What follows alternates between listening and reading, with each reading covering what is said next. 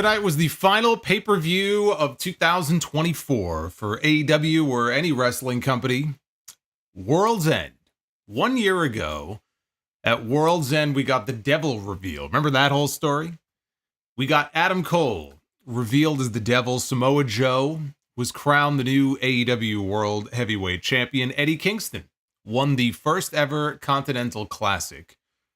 And basically unified. How many belts did he have? 3 belts, whatever it was. Anyway, he stood victorious at the end of the tournament last year, and Adam Copeland went down as the shortest reigning TNT champion in the history of AEW. Speaking of Adam Copeland, he played into the finish of the show tonight because we had the return of Adam Copeland. First time we've seen him in the ring since he broke his leg in the cage match with Malachi Black at Double or Nothing, doing one of the dumber things that we've seen somebody do this year. And he is back with FTR. They showed up at the end of the show tonight to take out the Death Riders, clean house, and lay claim to everything. According to Copeland, we're taking it all, he said. And he is making Jon Moxley his new target. And so finally, I'm so excited to see that of all people who are going to finally stand up to Jon Moxley, it is a former WWE talent who has not been saved for the majority of the year, it feels like. He is going to come and save the day for All Elite Wrestling. That's great.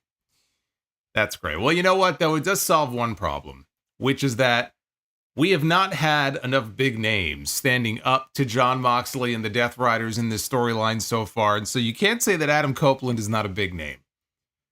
And Tony Khan is getting back some of his big guns. He's getting them healthy again at exactly the time that he wants them, because they're starting their simulcasts on Max starting this Wednesday. We're heading into a brand new year. And so he's got Adam Copeland back, and he's got another big name back as well that I'm going to be talking about in the form of one Kenny Omega, who is wrestling his first match next weekend at the Tokyo Dome. Although Tony Schiavone, apparently, if you were to listen to him tonight, he has no concept of this whatsoever. Because the way he was talking on commentary, boy, it's going to be a while before Kenny gets himself in ring shape and we see him back in the ring. Really? Really? It's just hilarious to me because not only is he wrestling next weekend, it's not like AEW has ignored it. They literally aired a video package for Kenny Omega and mentioned the fact that he is going to be working the Tokyo Dome next weekend. But apparently Tony Schiavone pays attention to what he wants. The Continental Classic. I mentioned that a moment ago, and I mentioned the fact that last year it was Eddie Kingston who got the win. The finalists this year were Okada, Ospreay, Fletcher, and Ricochet. And without the Continental Classic matches, this show would have been far worse than it was. Those matches are what carried this pay-per-view.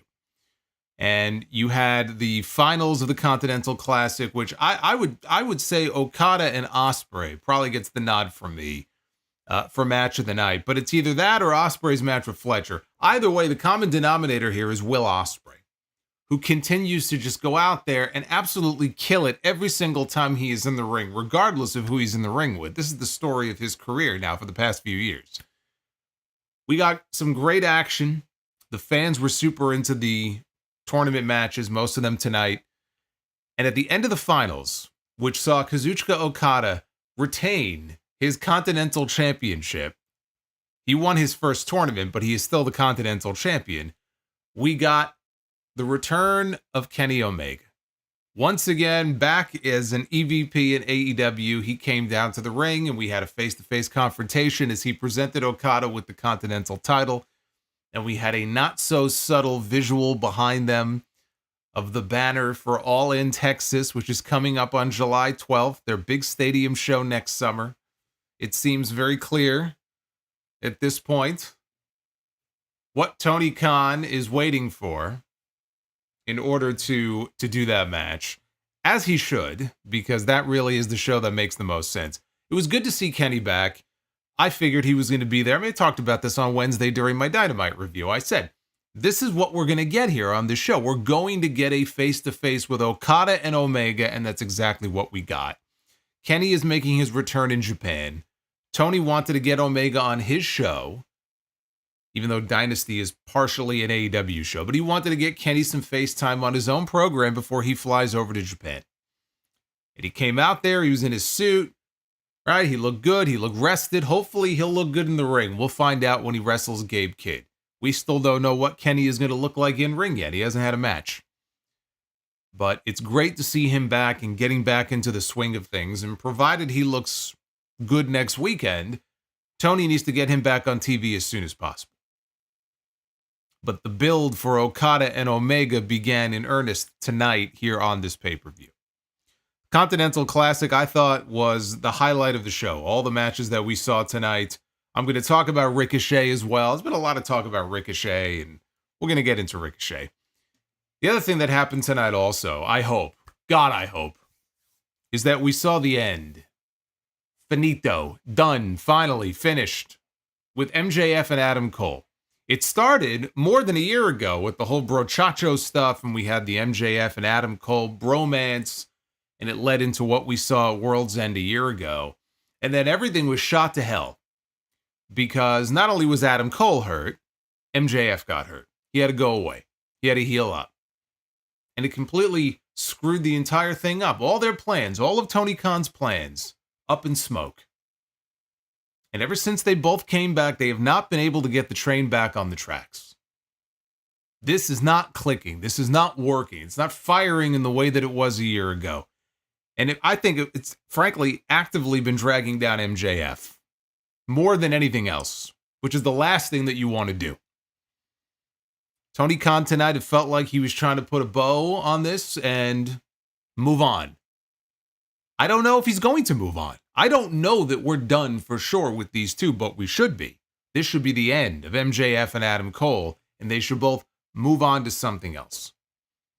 That's really what I like the most about this. It wasn't even the match. It was the fact that it felt like we finally put a period on this and we can move on.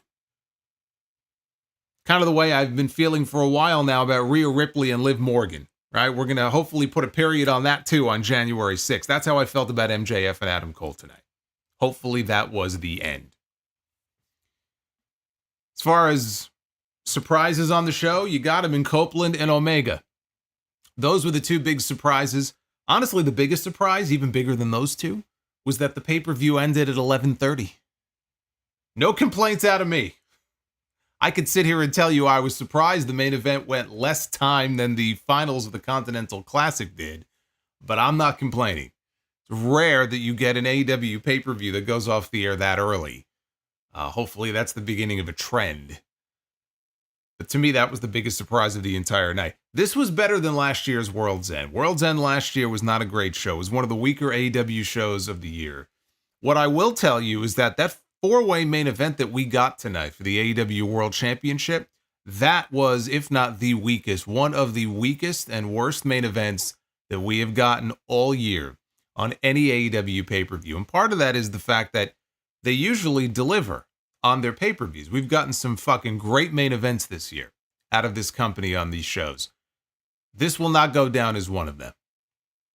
I sat here watching this match and I just found myself completely disinterested, completely disconnected from everything that was going on. And I hate it because Hangman Page has been one of my favorite parts of the show for the majority of this year. In the way that I can look at WWE and say, oh, Drew McIntyre, he's been one of the highlights of the entire year. Bronson Reed, he was the highlight of Monday Night Raw for a good chunk of the year, right? You could pick certain people out who really stood out and helped carry the show. Hangman Page and this whole metamorphosis in his character and this whole unhinged persona that he's been doing, I've enjoyed it. I've enjoyed it, and when he had that cage match with Swerve Strickland at All Out, and he beat him, and he won, needle in the mouth and all, I thought, this is the perfect time to put the championship on him. You can get away from Hangman and Swerve for a while, and then you can build to eventually bringing it back at some point next year. You can run it back, and if you're going to put the belt back on Swerve, why not have him beat Hangman to do it, right? That's one of the longer stories they've been telling in this company. But Hangman, he was poised, he was ready, he was right there. Felt like he was on the precipice of being back in the title picture and getting the belt back on him. And I watched what they did tonight. You know, he was in the main event. He was challenging for the championship. But the show ends, and I'm just left here wondering, using him as an example, what's next for him? Right? Where does he go from here? Is he just going to be shunned now to the side, or is he still going to be part of the title picture? Swerve's moved on. Swerve's going to be working with Ricochet. What's Hangman going to be doing? Where do we go from here now that Copeland is back? I mean, great for Copeland. He's in a cushy spot now, but what about some of these other guys? I'm not concerned about Orange Cassidy, but Jay White, Hangman Page, I'm curious now to see where they go with those guys. But this whole Moxley and Death Rider stuff, I had no expectation that he was going to lose the championship tonight. So I'm not going to tell you, oh, I'm disappointed in the outcome because I thought we were going to have a new champion. No, at no point did I think that. But you got the usual Death Riders interference and the nonsense and the overbooked bullshit there at the end of the match.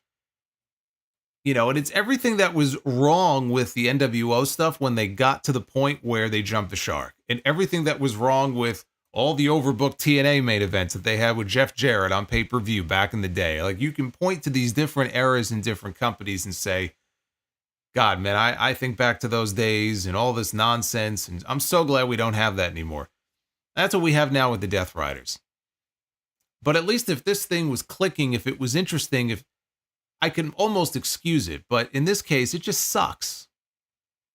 Now, is Copeland and FTR being involved going to change that? I don't know. Probably not, but I don't know.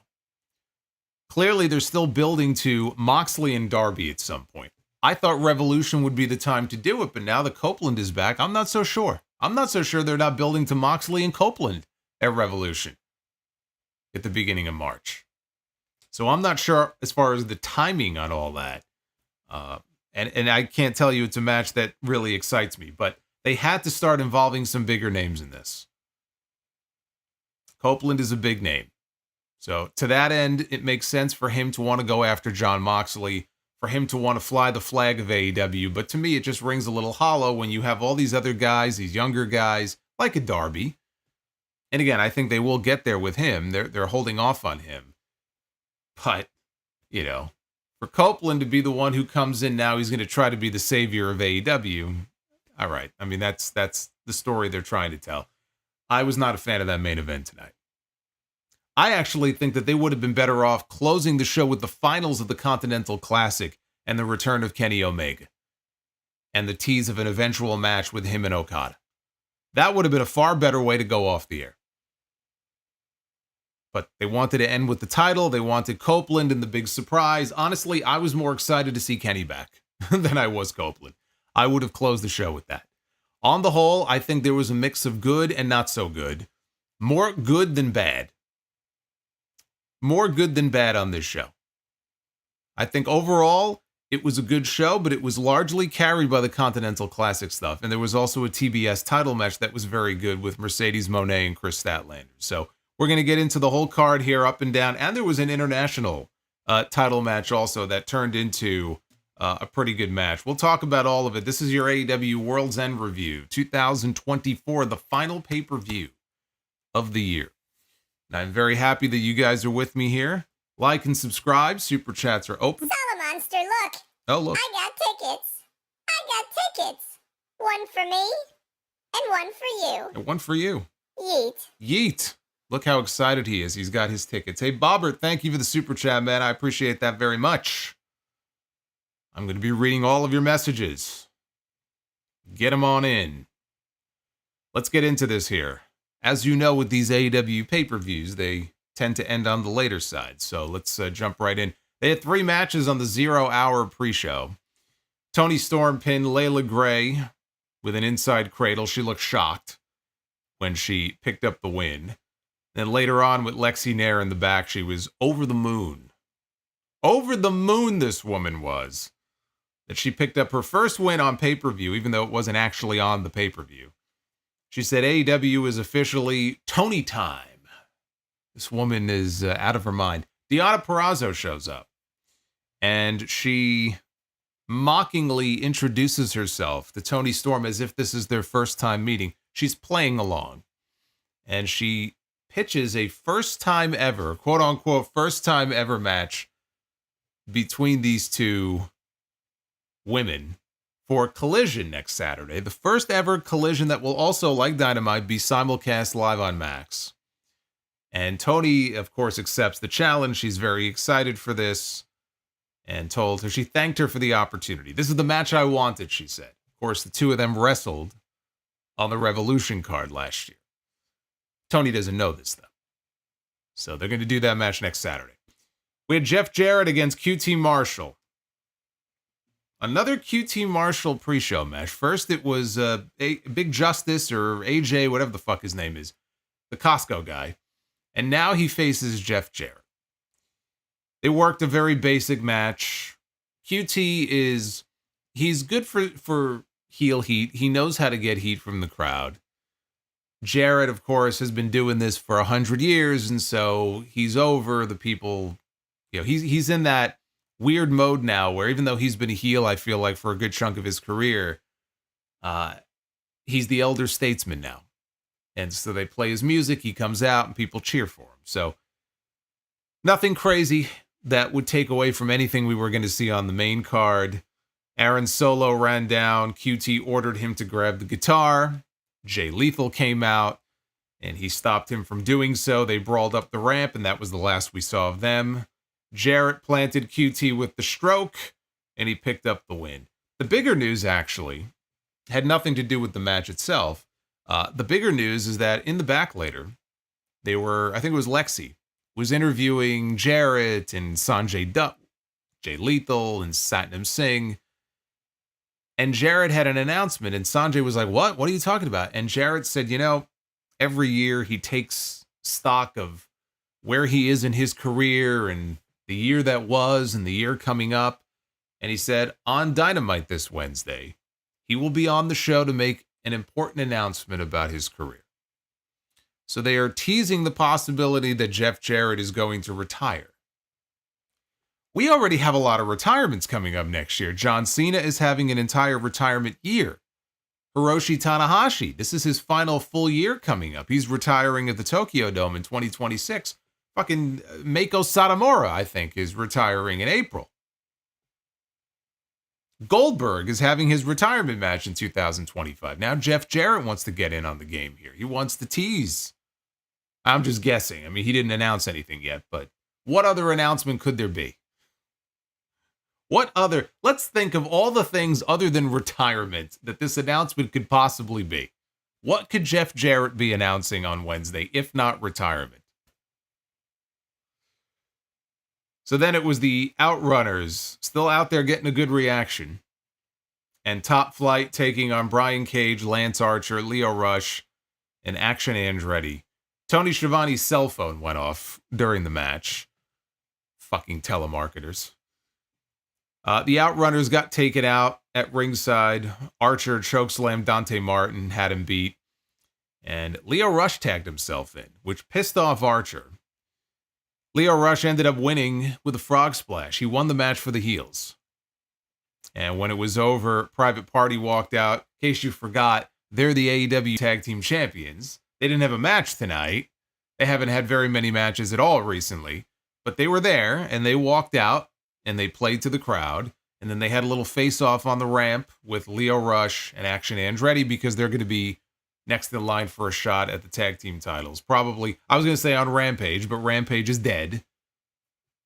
So it won't be on Rampage. It'll be on Collision probably. But the dumbest moment, I can't even get into the pay-per-view yet without even mentioning this. The dumbest moment on the entire pre-show, actually, Retro, I think you're onto something. Retro KOH says that Jarrett just refinanced his loan with Conrad. I think you might be onto something there. Save with Conrad. He went to savewithconrad.com. And he's so excited, he's going to tell all of us about it. Jarrett wants one more title run. Yeah, okay. Yeah, just what we need. John Moxley needs another aging veteran to get in the ring with. Yeah, that's a great idea. The dumbest moment on the entire pre-show was Renee asking somebody, I don't remember who it was, because she was on set with RJ City, and it might have been Matt Menard. And she asked the question, because they were talking about the main event match tonight on the pay-per-view. And it was Renee asking someone else, why would Jon Moxley choose a four-way as a stipulation to defend his championship in the main event on this show? I don't know, Renee. Why don't you ask him? Wouldn't that be the sensible thing to do? Maybe you should ask him, since you have more access to him than anybody else. What kind of fucking question is that? Do they not realize how dumb this makes her look? That she just completely has to avoid any and all questions about Moxley and what they're doing and what her husband is doing. He's going around maiming people, hitting people with weapons and trying to kill them and pour bleach down their throat. Like, do they not realize how fucking dumb this makes this woman look? That was the great segue into the pay-per-view, because then it was time for the main card, and they opened with a rematch from Full Gear. This was part of the Continental Classic. It was Will Ospreay one-on-one with Kyle Fletcher. This was the first of two semifinal matches in the Continental Classic here on this show. In this case, it was the winner of the Blue League facing the runner-up of the Gold League, which was Will Ospreay. And Fletcher, of course, won the Blue League. Ospreay came in, he was the runner-up to Ricochet in the Gold League. Why they did it this way? You'd have to ask Tony Khan, but you probably shouldn't bother because he ain't going to give you an answer. 96% of the time, you will not get an answer out of this man. I saw there was another pre-show scrum or media call or whatever it was the other day, and I just read like a summary of it. And of the 8 questions that were asked, I think he answered 2 of them. Everything else was, I can't talk about that. I can't talk about that. Or he avoided the question. So it's like, even if you wanted to ask Tony, why would you change the rules up the way that you did this year? I doubt you would get a straight answer. So it doesn't really matter. Early on, out at ringside, Ospreay jumped off the ring steps and he tried for a Hurricane Rana. Fletcher, though, held on. He muscled him up and he power bombed him hard on the edge of the ring. Fletcher then lawn darted Ospreay into the barricade. And then he stood on top of the barricade, and Fletcher began to play to the crowd, which would give Ospreay time to do what he was doing on the outside. So Fletcher is standing on the barricade, and he sees a sign that says Ospreay better. And he grabs the sign and he tears it up. So then I think it was the same fan. He pulls out another sign that says Ospreay still better. I thought that was funny. Whether it was a planted fan or not, probably not. But even if it was, I thought that was funny. When we turned back to Ospreay, though, he was bleeding profusely. So we had blood here in the first match on the main card. And what was great about it is that Fletcher was wearing all white, right down to the white boots. So he took Ospreay's blood. He was rubbing the blood on his boots, which made for that great visual. Ospreay tried to fight back. Fletcher lawn darted him into the middle turnbuckle. And Ospreay now, he's bleeding buckets. Okay, at first it's like, all right, he's wearing kind of the crimson mask, but now he's like leaking blood all over the place. And Fletcher is taking his time. He takes too long, though, and Ospreay explodes up with a lariat. And both men end up flying out of powerbomb attempts. Ospreay, though, flies into an Os cutter. Took him down with it. Got a 2 count. Fletcher countered a hidden blade into a lariat. As he went for the kill, though, Ospreay managed a poison Rana, and before Fletcher collapsed, he threw a desperation hidden blade, so now both men were down. And then came my least favorite part of the entire match, which was they're on their knees, and we get dueling headbutts. Now, even if on a majority of the headbutts, they were doing it in such a way where they were trying to protect each other, I fucking hate that spot. It's one thing to give a headbutt. It's another thing to go, oh, here, let me smack my head into yours. Okay, let me smack my head into yours. And then back and forth we go. I just think it's fucking stupid. So we had the back and forth there for a while. We don't need to see that.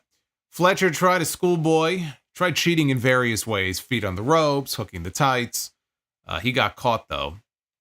Fletcher shoved Paul Turner, the referee, who shoved him back. He shoved him right into a hidden blade by Ospreay. And Ospreay covers him. He gets the dramatic 2 count. Fletcher then pulls Paul Turner into Ospreay, which allows him to hit a charging boot and a brainbuster. Got a very close near fall. Hits an elevated Liger bomb. Again, Ospreay kicks out. Fletcher tried for a brainbuster. Ospreay popped out of it into a snap Hurricane Rana. He held on, hit a Styles Clash, and he picked up the win.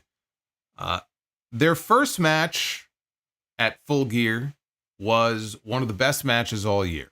That first match was just tremendous, and it was a huge win for Kyle Fletcher because it was the biggest win of his life. And it was a huge credibility boost to a guy that they are trying to push and turn into somebody. They're trying to take somebody who was a nobody as a single star. I mean, he was a nobody. On the grand scale, as a single star, Kyle Fletcher was a nobody. And now they've tried to make him into a somebody, right? They have him with Don Callis. He shaved his head. He's trying to change his whole look, his whole persona. But the best way to turn this guy into somebody and try to turn him into money is to give him big wins over people that have credibility, people who are more credible than him. That's why that was the biggest win and the biggest match of his career. And they killed it.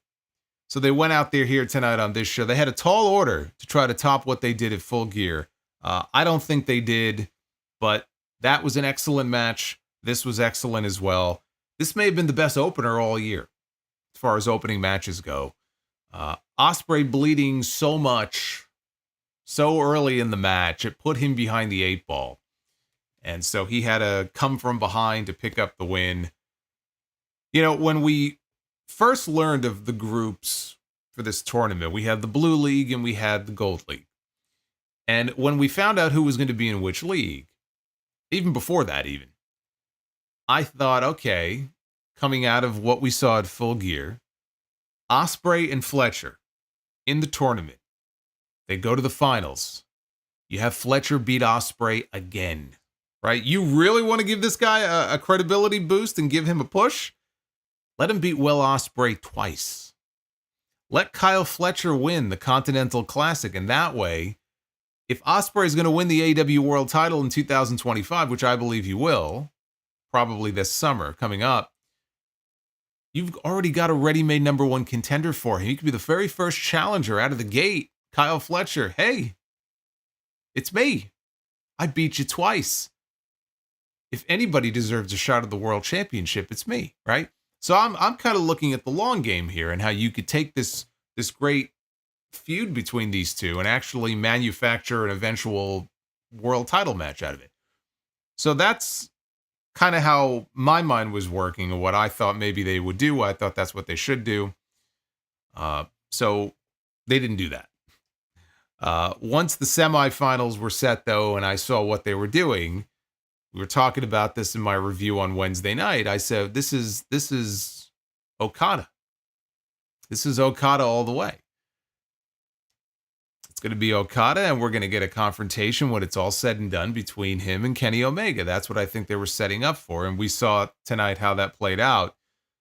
But in a perfect world, yes, Kyle Fletcher would have gone all the way, and I think that would have been an even bigger stamp of approval on him, right? Because now he gets a belt out of it, but just the people that he works with and, you know, racking up more points than all of them and beating Ospreay second time. It's all just part of trying to make Kyle Fletcher into something he wasn't before.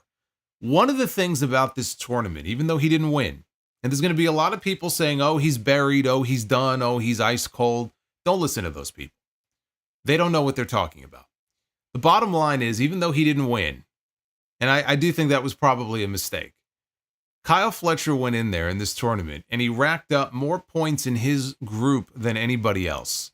And he went to the pay-per-view and he went to the semifinals. And of all the people he lost to one of the biggest stars in the entire company who he already beat once. So now they're tied, 1 win apiece.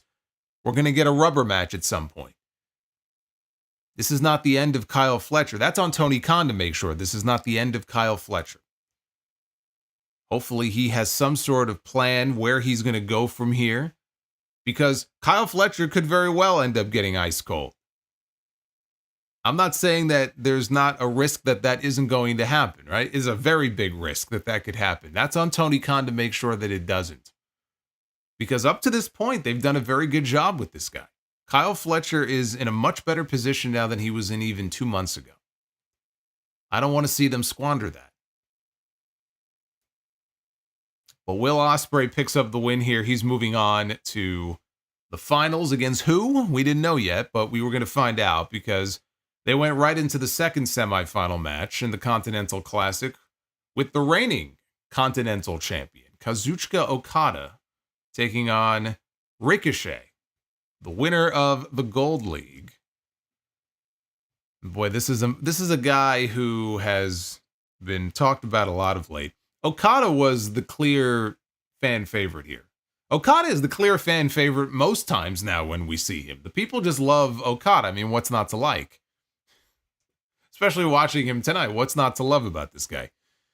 But this really was a battle of two heels. Okada has been positioned as a heel. He's been part of a faction for a good chunk of the year that tried to murder Kenny Omega. Okay, that should make him a heel. But in this match, he was the de facto babyface.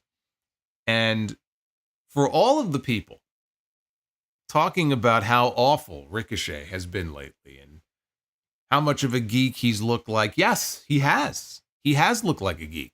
That's the point. That's what he's going for. For all the people talking about how awful the Ricochet makeover has been, the Ricochet gimmick has been, boy, he sure does have a lot of people talking about him, doesn't he? Way more than they ever did when he was in WWE. Now, that could be a bad thing. I'm not ready to say that it's a bad thing because he's in the middle of trying to get this character over. It's a heel character. I think there are some people who think that a lot of what's going on is either an active burial or, he's going out there and thinking he's cool, but he's actually burying himself. I see it as this is a coordinated attempt to get this new obnoxious heel persona over, and it seems to be working a little bit. How far can he go with it? I don't know. How much success will he have with it? Time will tell. But I laugh when I still see comments from people saying how awful this Ricochet stuff is. Oh my God, it's the worst thing on the show. Meanwhile, look at the reactions that he's getting. Yes, people are throwing toilet paper at him. That's the point. They've leaned into it. It's like I said it the other night when they were at the Hammerstein. I said it's the Jimmy Rave thing. And it became a fun thing for people to do, to throw toilet paper at Jimmy Rave. That kind of became his whole gimmick. But for what Ricochet is doing right now, it fits. People should not be bowing down to this man when he comes out. They're not supposed to be cheering for him. They're supposed to hate him. They're supposed to think, oh God, this fucking guy. It actually seems to be working a little bit, but how far he can go with it, I don't know. But here, we got, at the beginning of this match, we got a na na na na, hey, hey, hey, you're bald chant from the crowd, which I just thought was fantastic. Okada did a spot here. I fucking love this spot. Ricochet is sitting on his ass in the middle of the ring. Okay, Okada has him down. He's sitting in the ring. And Okada begins to hit the ropes. And he's going back and forth. And then he stops. Now he's hitting the ropes in the other way. What's he setting up to do? He stops behind Ricochet, just pauses, and then just smacks him in the back of the head. And the place went crazy.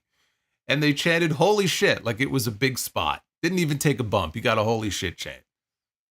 Fucking love Okada. It's impossible to boo this man. So Ricochet slowed the pace down, and he tried to keep Okada grounded. Okada spiked him with a DDT. Ricochet answered with a lion salt and a running shooting star press.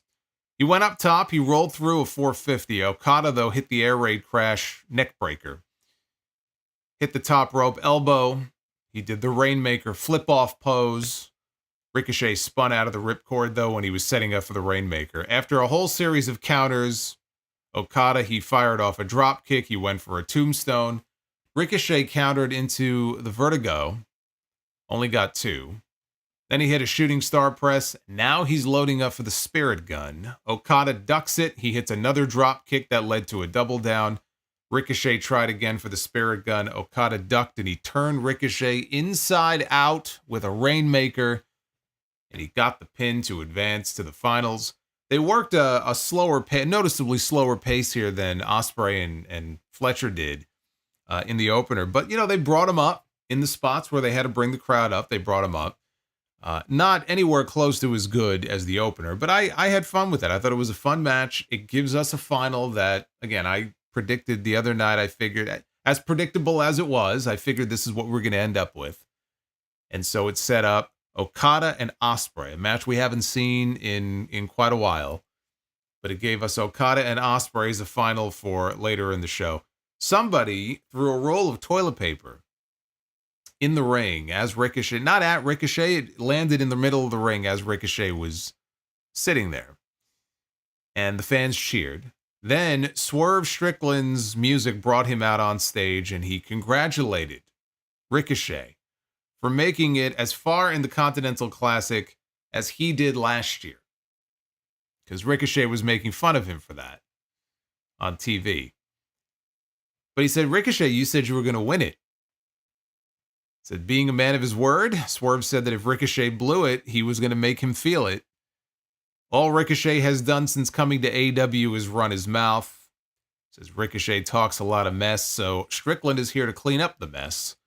And Prince Nana, at that moment, he struts out with a wheelbarrow full of toilet paper. This man would have been ripped to shreds. If he came walking out there with a wheelbarrow full of toilet paper 5 years ago when the pandemic first hit, they would have murdered this man. That stuff was like fucking gold. But here he is. He's got his wheelbarrow with all the Charmin and everything, and he's rolling it down to the ring. And he's tossing rolls of toilet paper out to the crowd.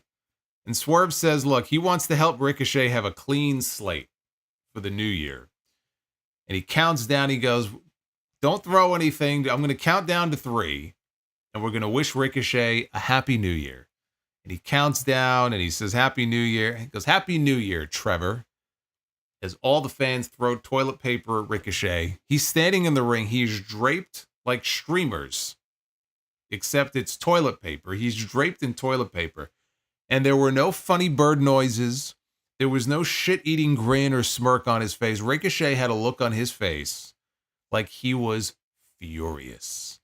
He had a look on his face that makes me think and hope that on TV this week, when we see him, he's not going to be acting goofy. He's not going to be laughing. He's not going to be going, aha! He's not going to be doing, why I sound like Mickey Mouse.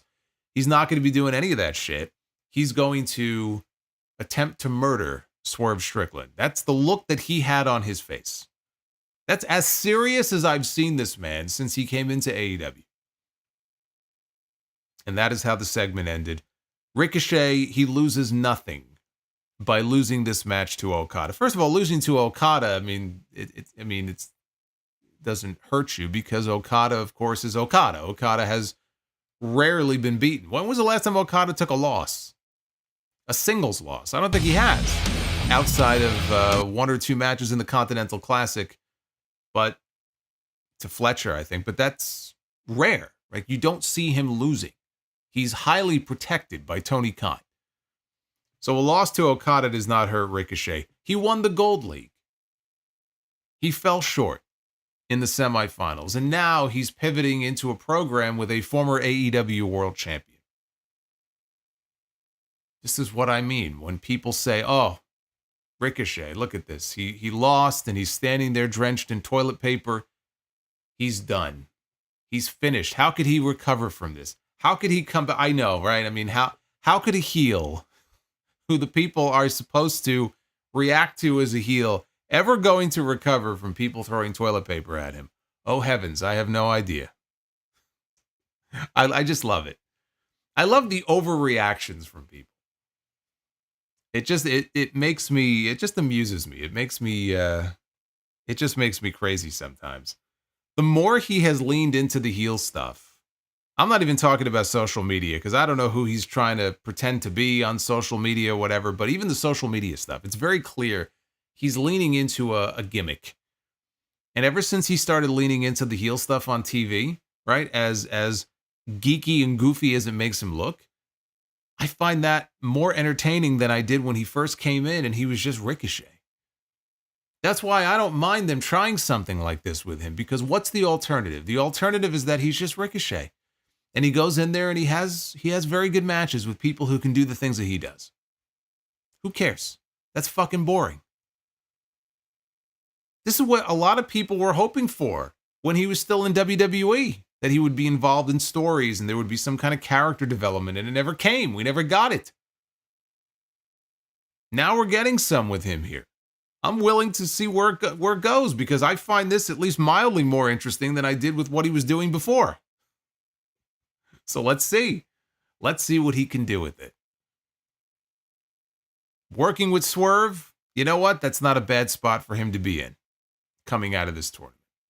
Although I will tell you, I am surprised that they did not go with a Swerve Bobby Lashley rematch on this show. I actually like the 8-match format. I hope they stick to that.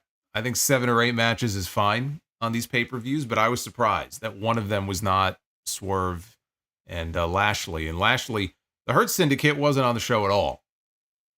None of the members of the Hurt Syndicate showed up tonight. We go to the back, and a bloody Will Ospreay is being checked on by the doctor when Renee approaches and says that he's wrestled Okada about 10 times. Actually, he says he's wrestled Okada 10 times. He's lost like 8 of them. And so he asks the crowd to get behind him, and you could hear them in the arena. They all let out a big cheer. He was out there. He was like Dusty in Florida, right? Reach out and touch me. Touch my hand and let me feel you. And not in that way. But crowd got behind him.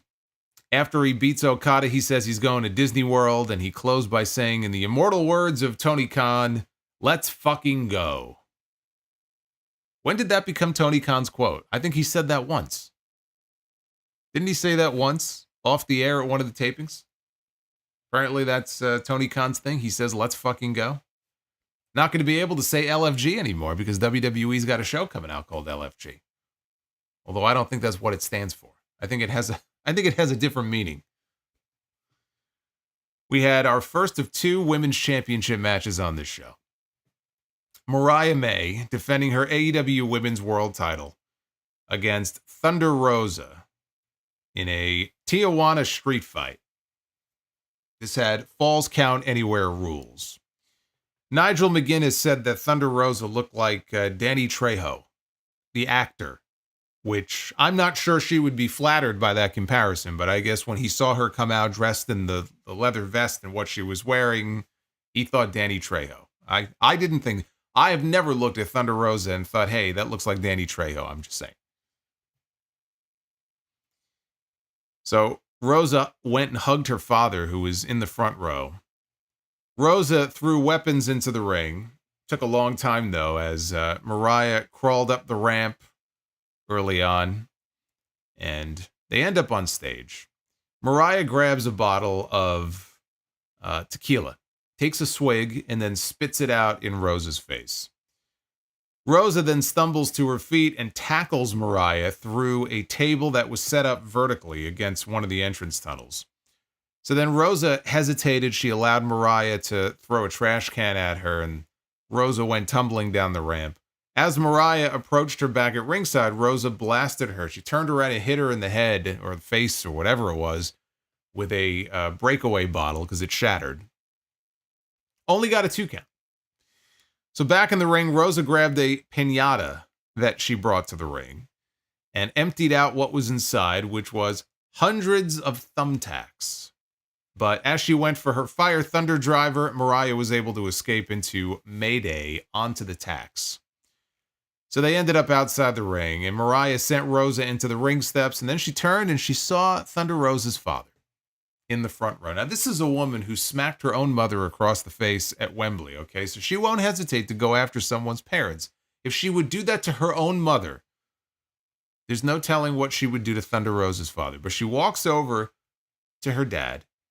He was wearing, looked like a cowboy hat, took the hat off of his head, and then ripped the cane away from him. He had a cane with him. And she begins to mock him. I laughed at this. Was great. I may be going to hell, but I thought this was great. So then Mariah grabs a piece of barbed wire. I don't know. I don't even know if it was barbed wire.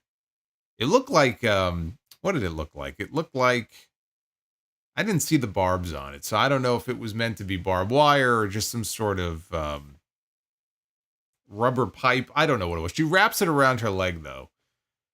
And went to go charge at Rosa, who moved, and then Mariah crashed and burned.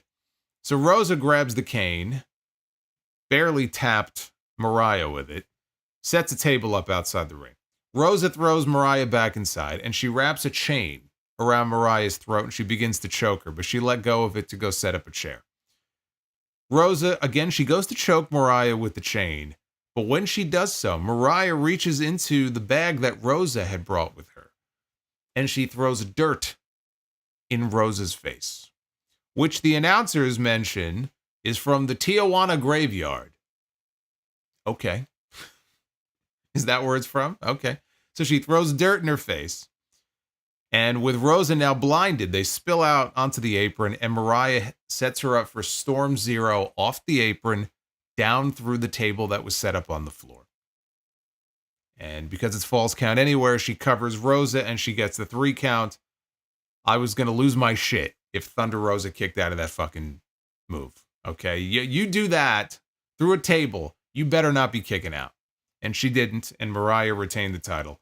Excalibur called it a pile driver, which I guess technically it was, but I don't know if he realized it was Storm Zero. But yes, technically it was a pile driver through the table. This was okay. I mean, as garbage and plunder matches go, this was okay. They never established any real heat between these two that would warrant a stipulation like this, though. So, you know, you go into a Tijuana street fight, and it's basically a glorified death match. This feud did not warrant a death match, but they did one anyway. I guess they felt they needed one. I don't think they needed this, frankly. I think you could have just had a good pro wrestling match between these two women. With Rosa's father at ringside. You could still work him into the match in some way if you want to. But they had all the garbage and the plunder, and, you know, that aspect of it was fine. It just felt like doing a hardcore match for the sake of doing a hardcore match. And it didn't help that nobody believed that Thunder Rosa had a chance here, right? Nobody believes that Mariah May is losing this championship before Toni Storm comes to her senses. Or we have a reveal that she's had her wits about her the entire time, and this is just the latest great performance of timeless Toni Storm. Whatever the reveal is, Mariah May is not losing her women's world title until we get the rematch in Australia between her and Toni Storm. So there was no drama about the outcome of the match, even from the opening bell. Now we had MJF and we had Adam Cole. This is a match that we got in the main event of Wembley Stadium over a year ago. They wrestled in front of 70,000 plus people. They had an excellent match. It was at the peak of their partnership and their whole alliance, their whatever you want to call it. And that really is where it peaked out. The very next month is when Adam Cole broke his ankle. Things just completely went downhill from there. It was never the same again after that. MJF came back in May. Adam Cole came back several months later. Took a while longer for him to come back. And they decided, or Tony Khan decided, or whoever decided, Tony obviously, we have to resolve this. We're not done with this yet. We can't just ignore it. We have to go back to it. We have to wrap it up. So we've had these segments on TV, and the problem also has been that MJF has not been on TV that much because he's been away filming a movie. So most weeks it was MJF sending him pre-tape promos. He wasn't even physically there. And it was very obvious whenever they would splice it into the show. Oh, he's from his home. It's like they did what they could, but him not being there really hurt whatever it was that they were doing. At first it was, Roderick Strong was involved. I don't give a shit about that. It was never about Roderick Strong. It was never about Kyle O'Reilly. It was never about even Matt Taven and Mike Bennett. They were part of the Undisputed Kingdom, just like Roddy was. It wasn't about them. It really wasn't. It's about Cole and MJF, and nobody gave a shit about any of the other people involved in this. MJF went in there. He beat Roderick Strong at Full Gear. He broke his arm. Cole's been running around with Taven and Bennett. The people could not possibly care any less. Now, this match is for the Dynamite Diamond Ring, which has absolutely no bearing on anything. It is completely inconsequential. It was a complete non-factor in this feud. It was a complete non-factor in this match. So this did not even need to be for the Dynamite Diamond Ring. MJF is never losing the ring anyway. So I'm not even sure what the point is of having to defend it every single year. He's had it now for 5 years in a row. It's going to be 6 years in a row. He'll fucking retire with that ring.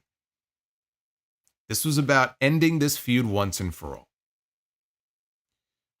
Now, Taven and Bennett were standing ringside, I guess to shield the diamond ring, to protect it. Cole wanted the Panama Sunrise. MJF bailed, only to pull Cole face first into the ring steps outside. The crowd started chanting, "He's our scumbag," at MJF, and he got in the ring and he yelled back, "If I needed your help, I would ask, so shut the fuck up." Then he got booed. But all of this was to divert attention from Adam Cole, who, when they cut back to him, came up bleeding. And this was, as soon as I saw the blood coming from Cole's face, I just groaned. I said, we had blood in the opening match, and it played into the story. It's going to play into Ospreay later on. How's he going to be in the match with Okada? We saw him in the back, right? He was all being bandaged up by the doctor. And now, all of a sudden, here we go again. We have more blood. So as soon as I saw that, I just groaned. And then it was even worse when MJF started bleeding. All right, because if one bleeds, the other has to bleed. The thing is, given the history between these two, if you were going to have a match on the show that was going to have blood, honestly, this is the one where it would have made the most sense. But I just feel like because we had Ospreay and he was bleeding so much in that opening match, it made it less effective here. At least for me, it did. So I saw that and I was like, eh. Taven and Bennett, they were cheering Cole on. I thought for sure these guys were turning. I said this weeks ago. I said, Taven and Bennett, they are going to turn on this fucking guy on this show. So I'm watching them the entire time. Cole tried for Panama Sunrise again. MJF sidestepped him, and Cole came up limping. So MJF targeted the surgically repaired ankle. He posted the leg, and then he started trash-talking Thunder Rosa's father at ringside, called him Yosemite Sam. He did have this magnificent mustache, and he did look a little bit like Yosemite Sam. I'm not going to lie. So MJF did a Fargo strut that led to Cole posting him. That's when he got busted open. Back inside, Cole hit the Panama Sunrise. He lowered the boom, only got 2. Cole went for the boom again, but MJF crumbled. I feel like I have to specify what I'm talking about when I say lowered the boom, because every time I say boom now, I think of these fucking Costco guys. He went for the running knee strike. But MJF crumbled. And as Cole was talking smack, MJF, he dove in for the chop block to regain control. So both guys start slugging it out. MJF screaming, "I never cared about you. I never cared about you." And Cole fires off a super kick. MJF, though, he swept the legs out, got the figure 4 leg lock applied. Cole flipped MJF off. He rolled over, which caused the pressure to be on MJF. So he broke the hold. So as Bryce Remsburg is checking on Adam Cole, MJF goes outside the ring and he's going for the diamond ring. But he runs into Taven and Bennett, who are blocking his path. So MJF, he smacks the ring steps with his hands and he drops to the ground and he starts screaming as if they attacked him. So this gets Bryce's attention. Referee turns around and he sees that MJF is down on the ground and Taven and Bennett are standing there. They're going, "Oh, no, we didn't do anything. And so Remsburg ejects them. And the people cheered this, by the way. MJF is the heel, but the people largely cheered this because, of course, they're like, yeah, get these fucking guys out of here. We don't give a shit about them. We didn't want them here in the first place. So they get ejected. MJF grabs the ring. He charges at Cole, who eats a super kick and puts the ring on, and Cole went to use it. MJF, though, hit a low blow, and then he hit the Heat Seeker, and he pinned Adam Cole. After the match, MJF grabs a chair, and he places it around Cole's ankle. He's going to break his ankle again. When Roderick Strong returns, and he hits the ring, you could sense my level of enthusiasm here. So he hits the ring. MJF bails up the ramp, thinks he's making a great getaway. Kyle O'Reilly comes out from one of the entrance tunnels, and he grabs MJF and he brings him back to the ring with him. So now MJF is in the ring, and he's stuck between between O'Reilly and Strong. He's got nowhere to go, and he's begging off. And I'm still, in my mind, I'm just thinking, because Cole's down in the corner, and I'm thinking, okay, what's about to happen, right? Something is about to happen here. Nothing happened. They gave MJF a high-low, wiped him out. O'Reilly helped Cole up, hugged him, and then with Roddy, they held MJF for Adam Cole to blast him in the head with the Dynamite Diamond Ring. So Cole, Strong, and O'Reilly, they all hug, which initially got boos, by the way. When these guys hugged, you could hear there were boos coming from the crowd. Taven and Bennett, they came back down to the ring to join the Love Fest. And then there was a mix. You could hear cheers as well. I was waiting for the turn, but it never came. They all left as one big happy family. We'll see if that continues. I have my doubts. As far as the match itself, the match was fine. It wasn't a bad match. It didn't have the juice that it should have. It didn't have the juice that it would have had if they would have done this match a lot earlier this year, if you had two guys who were healthy. It was nothing like, I'm sure, what they envisioned it being. This needs to be it. This has to be the end of this. I can't believe how MJF has gone from being world champion and being the number one guy in the company to where he is right now. And I understand he was hurt for a while, but then he came back. And he had those great matches with Will Ospreay. Both matches were great. Two of the best matches all year. The one on TV, the 60-minute match, or the 59-minute match. And then the one at Wembley. And ever since then, he had the thing with Daniel Garcia, and then it's him and Cole again, but then he's been gone filming a movie. He's been a complete non-factor on these shows. And if Tony Khan needs anything, he needs people like Kenny Omega back. He needs people like MJF to be featured in a prominent way and to be full-time at their best for him heading into this new year.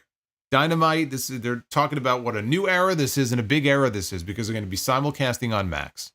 It's going to be the same old shit if they don't get some of these people locked into interesting, exciting feuds going forward. MJF should be one of those people. What they have been having him do, he has been a total non-factor on these shows. And it's sad to see. Hopefully, they can change that as they head into the new year. Continuing on with this is just a recipe for more mediocrity. And I'm not even sure that they are done with this. MJF lost here, but if he wants his revenge, he's going to have to round up some people because he's outnumbered right now. Which is why I still feel like I don't know about this whole Cole and Undisputed Kingdom thing. It wouldn't even make sense at this point if they turned on him, let's say on Wednesday, after helping him tonight. It would be stupid. It wouldn't even make sense. So I don't know. I don't know where this goes from here, but I'm hoping that this was the end. My fear is that it is not the end, but that is my hope. We had Konosuke Takeshita against Powerhouse Hobbs for the AEW International Championship. With a tear in my eye. With a tear in my eye. Hey, thank you, Uffman. I appreciate the 1992. Time to call Wardlow. Oh, boy. Yeah, right. Wardlow's another one. Sitting at home, probably counting down the days. What else would he be doing? We had Takeshita and we had Hobbs for the international title. It was nice to see Powerhouse Hobbs getting a singles match on a pay-per-view, let alone a championship match, right? We don't get to see this very often. So I was glad, even though there really wasn't much of a story here, I was glad when they added this match to the pay-per-view because we don't get to see Powerhouse Hobbs in this situation very often. And Takeshita is great. Takeshita should be defending his title on this show. You put these two in the ring together, there's history there, obviously, going back with the Callis family. So, I mean, there was history there, but not some great story coming into this. Takeshita, he dropped Hobbs on his surgically repaired knee on the edge of the apron. The knee then became the story of the match. Even when Hobbs would hit a move, like a spine buster or something, he would land on his knees, right? He would wince in pain. Takeshita countered a power slam into the bastard driver, which was pretty impressive, the way he kind of maneuvered into it. Later on, Takeshita, he superplexed Hobbs. Huge superplex. And then followed up with the top rope senton. Takeshita waited for Hobbs to get up, and they charged at him, but Hobbs put him down with a spine buster for a near fall. Hobbs then lowered the straps on his gear, and Takeshita rolled to the apron to avoid him. Hobbs got Takeshita on the ropes, and he power slammed him from the top rope. Power slammed the guy. So instead of going for the pin, Hobbs now is selling the knee. Hobbs tried to remove his knee brace. He needed help from Aubrey Edwards to get it off. Takeshita put Hobbs in a guillotine submission, then he released it and hit his Raging Fire finish to pick up the win and retain the international title.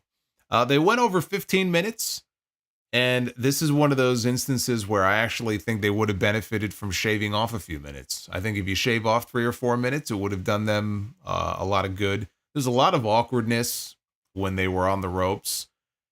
Initially, they fell because they were planning. It was the superplex spot, and they slipped and they fell.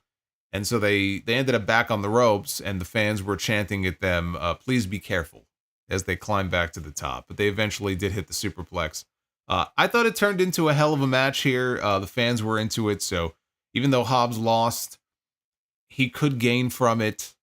If I actually believed in Tony Khan to follow up with Hobbs on this, right? Even though he lost, right? He looked good in defeat. He had a competitive match, right? One of the better matches on the entire show.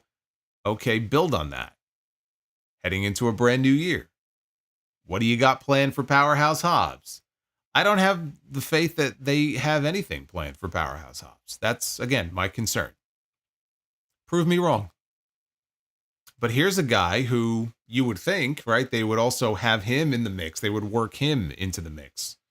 Why wasn't he more active and vocal against the Death Riders as they were starting their little mini invasion of AEW? We saw Orange Cassidy, and we saw Daniel Garcia, and we saw Top Flight and all these people. But why is someone like Hobbs, not involved in that story? I don't know where he goes from here. I would love to sit here and tell you, though, that I have faith that they'll have something for him coming out of this, but I don't. As far as Takeshita goes, he's going to the Tokyo Dome next weekend. He's wrestling Shingo Takagi. We're getting a double title match. That's going to be awesome. Speaking of awesome, 2 women who had an awesome match at Full Gear last month were Mercedes Moné and Kris Statlander.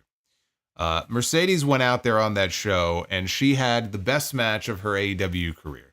Kris Statlander, I think, that night also had the best match of her AEW career. And she's had some really good matches, but I feel like that match with Mercedes in November probably was her best. And then the stuff with Willow, I would put right behind that. So when I saw they were doing a rematch here, apparently just doing a rematch, not much of a story behind why. I mean, she got beat fair and square, but they were doing a rematch. I was excited because I said, well, the first match was great, and I'm sure the second one will be too. The question was, doing the rematch was the idea that we're going to put the title on Statlander this time. And I figured, no, because if for no other reason, Mercedes, who is undefeated so far, is going to the Tokyo Dome, as is Takeshita. She's going to the Tokyo Dome next weekend. Now, she's not defending the TBS title. She's defending her other title. But even still, would they beat her right before she leaves for the Dome? I already knew the answer in my head, but that was the question coming into the match. Crowd was very quiet for the first half of this match. They were respectful, but they were quiet. I mean, you could hear a pin drop for long stretches of this match.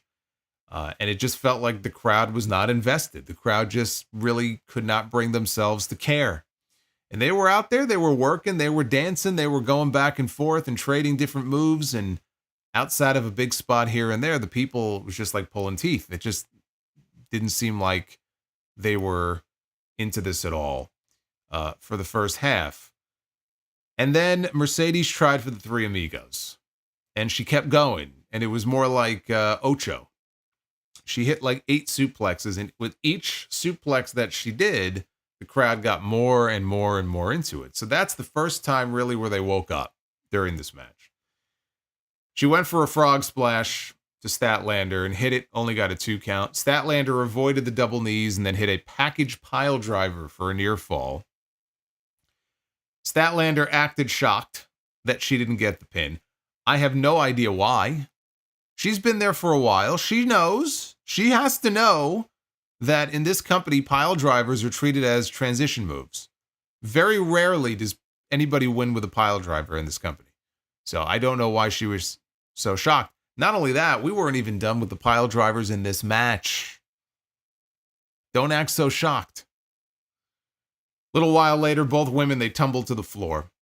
And as they fell out of the ring, I think it was Mercedes, she grabbed the hold of the ring skirt, and they pulled the ring skirt down. So the whole side of the ring was exposed. Statlander was about to be counted out after Mercedes dropped her on the floor with her moneymaker finish. She was in jeopardy of being counted out, but Mercedes opts to go and break the count, and she goes back outside. She places Statlander's boot over the frame of the ring, and her boot got caught in one of the braids or whatever it was, one of the bands. So Mercedes gets back into the ring, and she could have won by count out again, but she opts to go for the double knees from the apron to the floor. Statlander is trying to break free. She can't get free, so she unties her boot. Her boot is still stuck, but she manages to free herself. And Mercedes goes to the apron. She jumps at Statlander. Statlander catches her and gives her an F5 onto the apron. Then back inside, she gives her another F5. So Statlander tries climbing the ropes. She gets her legs swept out from under her, and Mercedes then gets her in position for a tombstone pile driver on the apron, and she delivers. My heart was in my fucking throat.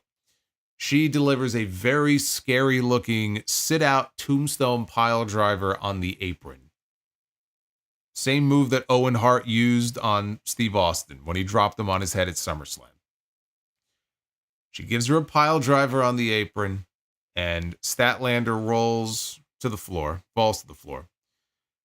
And Mercedes is in the ring, and she's celebrating because she figures, well, that's it. I'm going to get a count-out win. I'm going to retain my title. And she begins to celebrate. Statlander rolls back into the ring, though, at the count of 9. And the crowd went nuts. And Mercedes begins to yell at her, why won't you just die? She starts slapping her, and Mercedes applies the statement maker submission, counters then into an STF, but Statlander reaches the ropes. Fans begin to chant, fight forever. Mercedes eats a big Statlander lariat, and then she wanted Saturday Night Fever. Mercedes, though, escapes. They traded rolling pin attempts until Mercedes got a seatbelt pin with the leg hooked. Right? Isn't that, that's Darby's move, isn't it? Is it Darby or Orange Cassidy? I think that's Darby's move. But anyway, she had her trapped, and there was no kicking out, and she got the pin. So Mercedes goes up 2-0 on Statlander and retains her TBS championship. She remains undefeated. There was one person I saw in the chat earlier after the match ended who said, where's Camille? Camille is done. Forget about Camille. She's finished. Despite Tony Schiavone, when this match was over, proclaiming this to be better than their first match, he was very declarative about this too. Oh, clearly, this was much better than their first match. This was, in fact, not better than their first match. Okay, you don't speak for me. And in my opinion, the first match is still superior to this one. But I felt every bit of that first half of this match. And what I mean by that is it went very slow. It was very quiet. It was very dull. And it was like, if it went 10, 12 minutes, it felt like 10, 12 minutes. But then it started to pick up in the second half. And they finally got the crowd into it. And we kind of came to the crescendo in the match. And it got very good towards the end. So it was a very strong match. I just can't rank it above the first match they had at Full Gear. It was a very strong match. These two worked very well together. But that is now 2 straight losses to Mercedes for Kris Statlander. Where she goes from here, I don't know. Maybe the third time will be the charm. But if that's the story they want to tell, then that's a story they're going to have to take their time to tell. She cannot just have a third match with Mercedes in a month. You have to build her back up. She has to go and work with other people and win matches. And then in a few months, you could potentially run this match back. And if you want Statlander to be the one to do it, you could build to it. You could build to a third and final match, and she finally pulls off the victory. But you've got to take the time to tell that story, because right now there's no reason to go back to this again. You've done it twice. Mercedes won both times. Fair and square. That's it. That's it. Time to move on. But there wasn't any good reason to go back to this tonight, other than the fact that they had a great match at Full Gear. What was the reason they went back to this match again? Right? That's literally the only reason. Tony Khan said, oh man, they had this great match. The fans really responded to it. Let's do it again. And that's how we got what we got tonight. A lot of this stuff, it's not very deep. Very surface level stuff. Eminem with the $25. Hey, Eminem, thank you.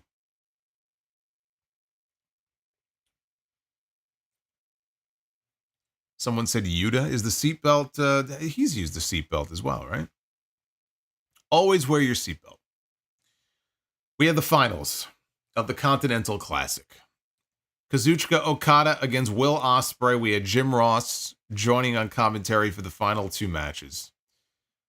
Ospreay came out. He had dried blood all over his face that he didn't bother to wash off. He had a huge bandage wrapped around his head.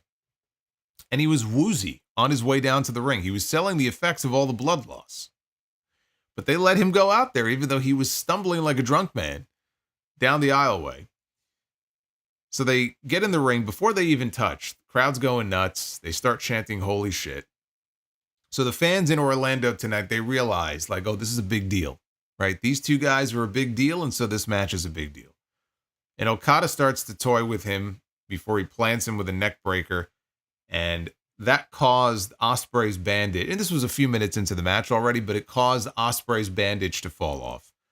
And before long, you could see he's bleeding again. Okada wanted a tombstone on the floor. Ospreay hit a hook kick and an Os cutter off the barricade. Okada beat the count at 9. Rolled right into a springboard drop kick and a follow-up Os cutter for 2. Ospreay fired off some Kawada kicks, but as he went for the Stormbreaker, Okada countered into the air raid crash neckbreaker and then hit the top rope elbow. Okada tried a leapfrog. Ospreay put on the brakes and he caught him with a Styles Clash for a close 2 count. Okada came back. He hit the Rainmaker.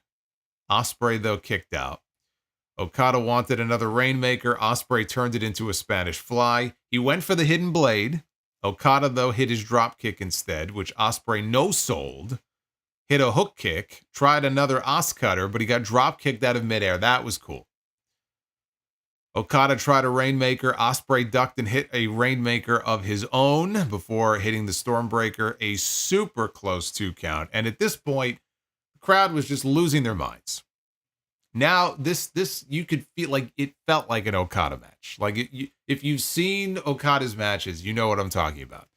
When they started hitting this sequence and these sequences of moves here, you could tell. Like you could just feel it. So Ospreay wanted a Tiger Driver. Okada flipped out into another Rainmaker. And with both men down, side by side, we got even an overhead shot of them laying side by side. Okada maintained wrist control. So the entire time, he is still holding on to Ospreay's wrist. Ospreay fights back with another hook kick. Okada ducks the hidden blade. He wanted the Rainmaker. Ospreay flipped over, tried a Stormbreaker. Okada escaped. He got the wrist, and he hit a Rainmaker to finally put it away and win an excellent match with an excellent closing sequence. This was ripped right out of this final sequence, like the final minute or two, was ripped right out of a G1 final, or it was ripped right out of an Okada New Japan match. Just an excellent closing sequence, had the people on their feet. The only thing is, it didn't drag on as long as a lot of those classic Okada matches typically did in New Japan, where he would really start very slow and he would take his time and be very methodical, and you would turn around and the match would be 35 minutes long, 40 minutes long. Not the case here. They went just shy of 20 minutes. It was perfect as far as the length, and it was a great match. Okada offered a handshake to Ospreay. He accepted, and he got helped to the back by doctors. They played Okada's music very briefly until Christopher Daniels walks out on stage. And he walks out to congratulate Okada on continuing his reign as Continental Champion. He says, normally this is the part where I would walk down to the ring and present you with your belt, because the title was still sitting on a podium on stage. He goes, but I can't. And he says that he can't because he is no longer, as of this moment, an EVP for AEW. But this man is. And then we got the Tron and the music for Kenny Omega. And everybody goes crazy. And Omega walks out on stage in a suit, huge ovation. He takes the Continental title down to the ring with him, gets inside. He hands it to Okada, who holds it up in the air. And they pose face to face. And they were sure, the production was sure to get a shot. They shot it in a way where right in the background behind them, you saw the banner hanging for, not for Revolution, not for Grand Slam. It was hanging for All In Texas, July 12, Globe Life Stadium. Very strategically placed behind them. That was not so subtle, but there it was right behind them. And I will say Omega was very forgiving here, because the last time we saw him on Dynamite, if you recall, he was taken out by the Elite. They tried to murder this man. Okada is part of the Elite. But I guess, you know, as an EVP, he's trying to be responsible. He's trying to be a professional. So he just left the ring. And Tony Schiavone says that it'll be some time for Omega, you know, given his injuries and the diverticulitis and everything, it's going to be some time before Omega is able to get himself back into ring shape. And we see him back in the ring. And I just sat here and first of all, I was completely dumbfounded when he said this. But I just sat here and I thought, well, he's got a week, because he's wrestling Gabe Kidd at the Tokyo Dome next weekend, Tony. So he better get himself in good shape in the next 7 days, because that's about how long he has. I couldn't believe what I was hearing.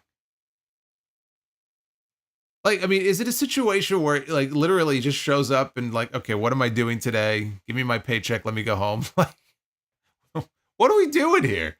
Like, they literally, like a week ago on Dynamite, just aired a video package promoting Kenny Omega and the fact that he's going to be wrestling at Wrestle Dynasty on January 5th. I don't even know what to say to that comment. I really did. It's like they just say things for the sake of saying them sometimes. Truly, that's what it sounds like. Amazing. So All In is going to be the right place to do that match. It's going to be a big show for them. Obviously, All In not going to be back at Wembley next year, but they're going to be at Texas Stadium. or at least that stadium in Texas. Not, I suppose it's not Texas Stadium, but they're going to try to get 30 or 40,000 people into that venue for what will be, one way or the other, their biggest show of the entire year. And so on the biggest possible stage that you're going to have, it makes sense to want to do that match. This is why Okada won the Continental Classic. So if you're wondering, why would they go with Okada and not go with somebody else? Why not go with a younger guy? Why not go with a Will Ospreay? Why not go with a Kyle Fletcher? Why not go with a Beast Mortos? I'm kidding. But why not go with one of them, right? There's two reasons for it, actually. Number one, and they impressed upon us this very point many times here, Tony Khan wanted to position Okada as the greatest tournament wrestler of all time because he won 4 G1s. This made it number 5 as far as big tournament victories for him. So now he can go around saying 5 like he's King Kong Bundy. But now he's the greatest tournament wrestler ever, right? So they can go around and promote him as that. That's one reason why they had him win. The other reason they had him win is because they don't want him to lose that championship until he wrestles Kenny Omega.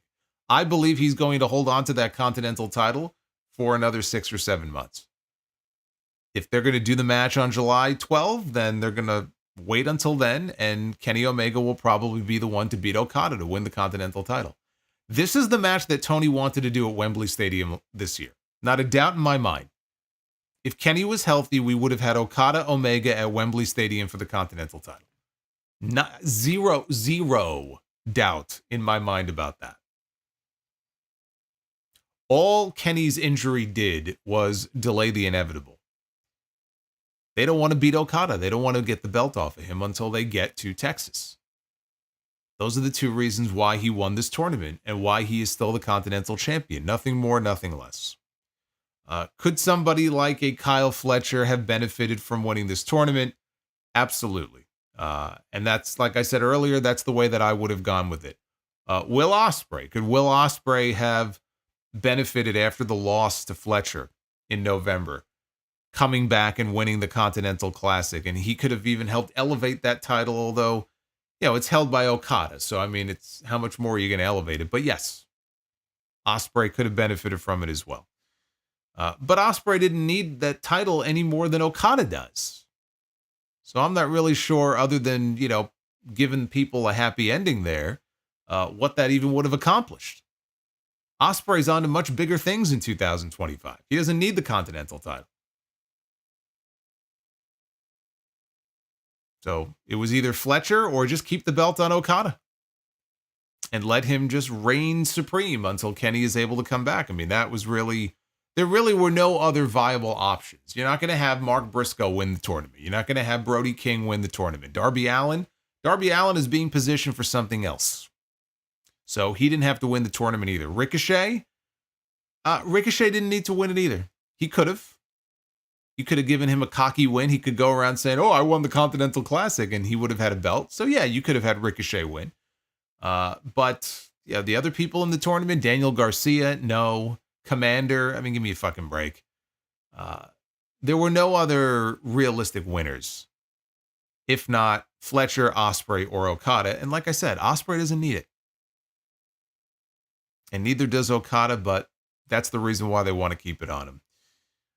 It was not a very story-driven tournament, but it was not without its highlights.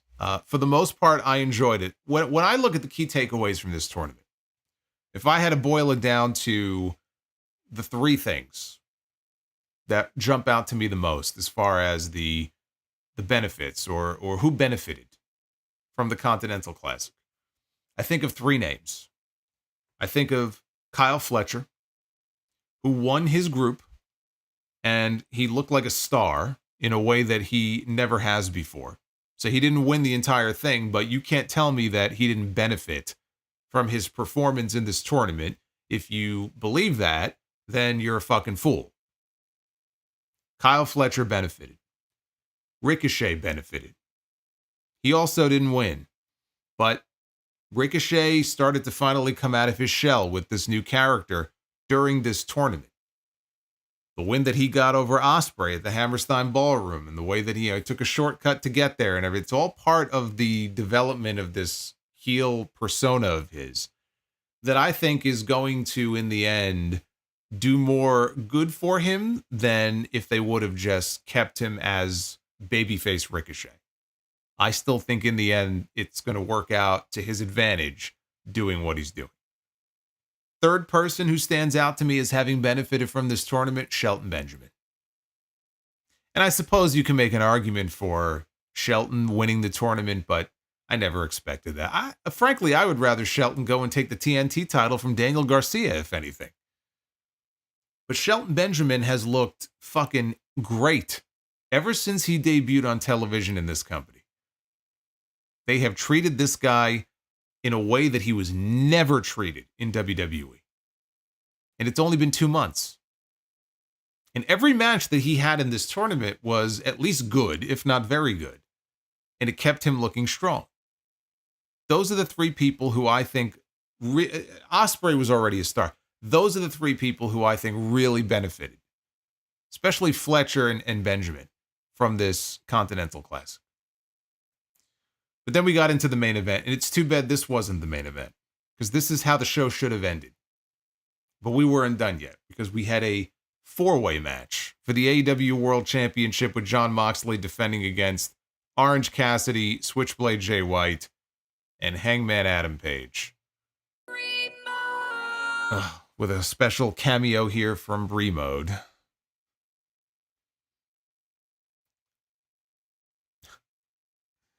Even Ricochet's win over Brody King helped him immensely. It did. People don't want to admit it because they just want to shit all over the guy because, yes, he's said some stupid things, but I do think you gotta take everything he says, even on social media right now, everything that he says with a grain of salt and just assume that much of it is going to be in character.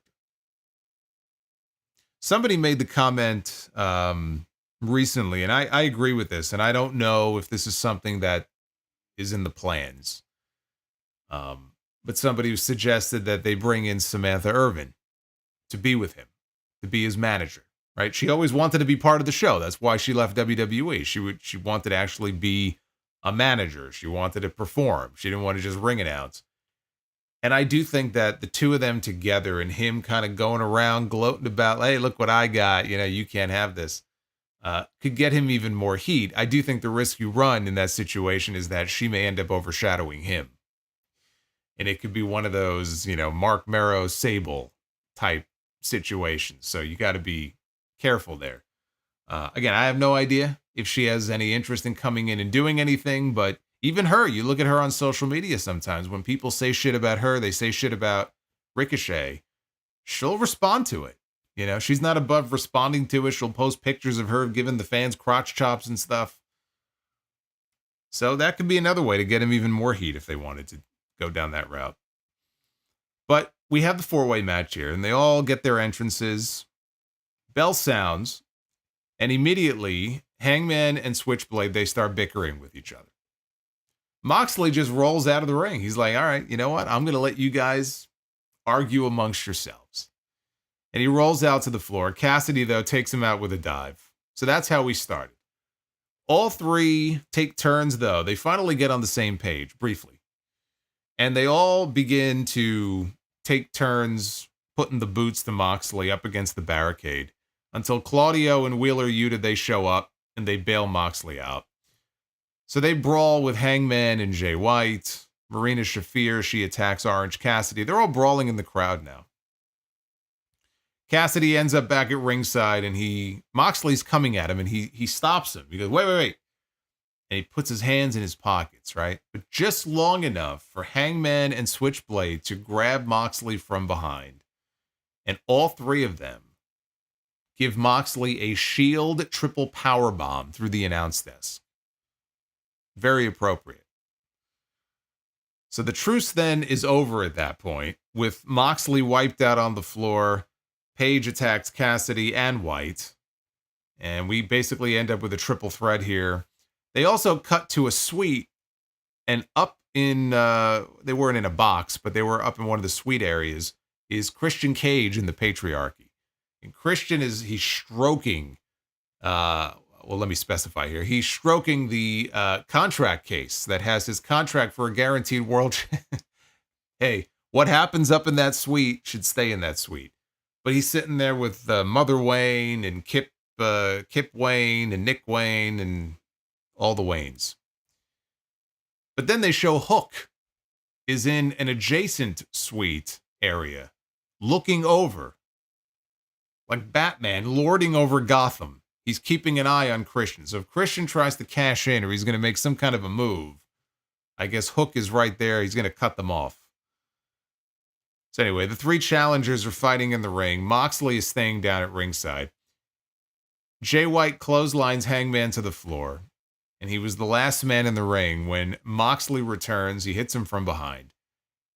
Cassidy comes in. He attacks Moxley. Moxley, who now is bleeding from the back of the head, puts Cassidy down with a cutter. That's the first time I've seen Jon Moxley bleed since he went heel, and it was hard way.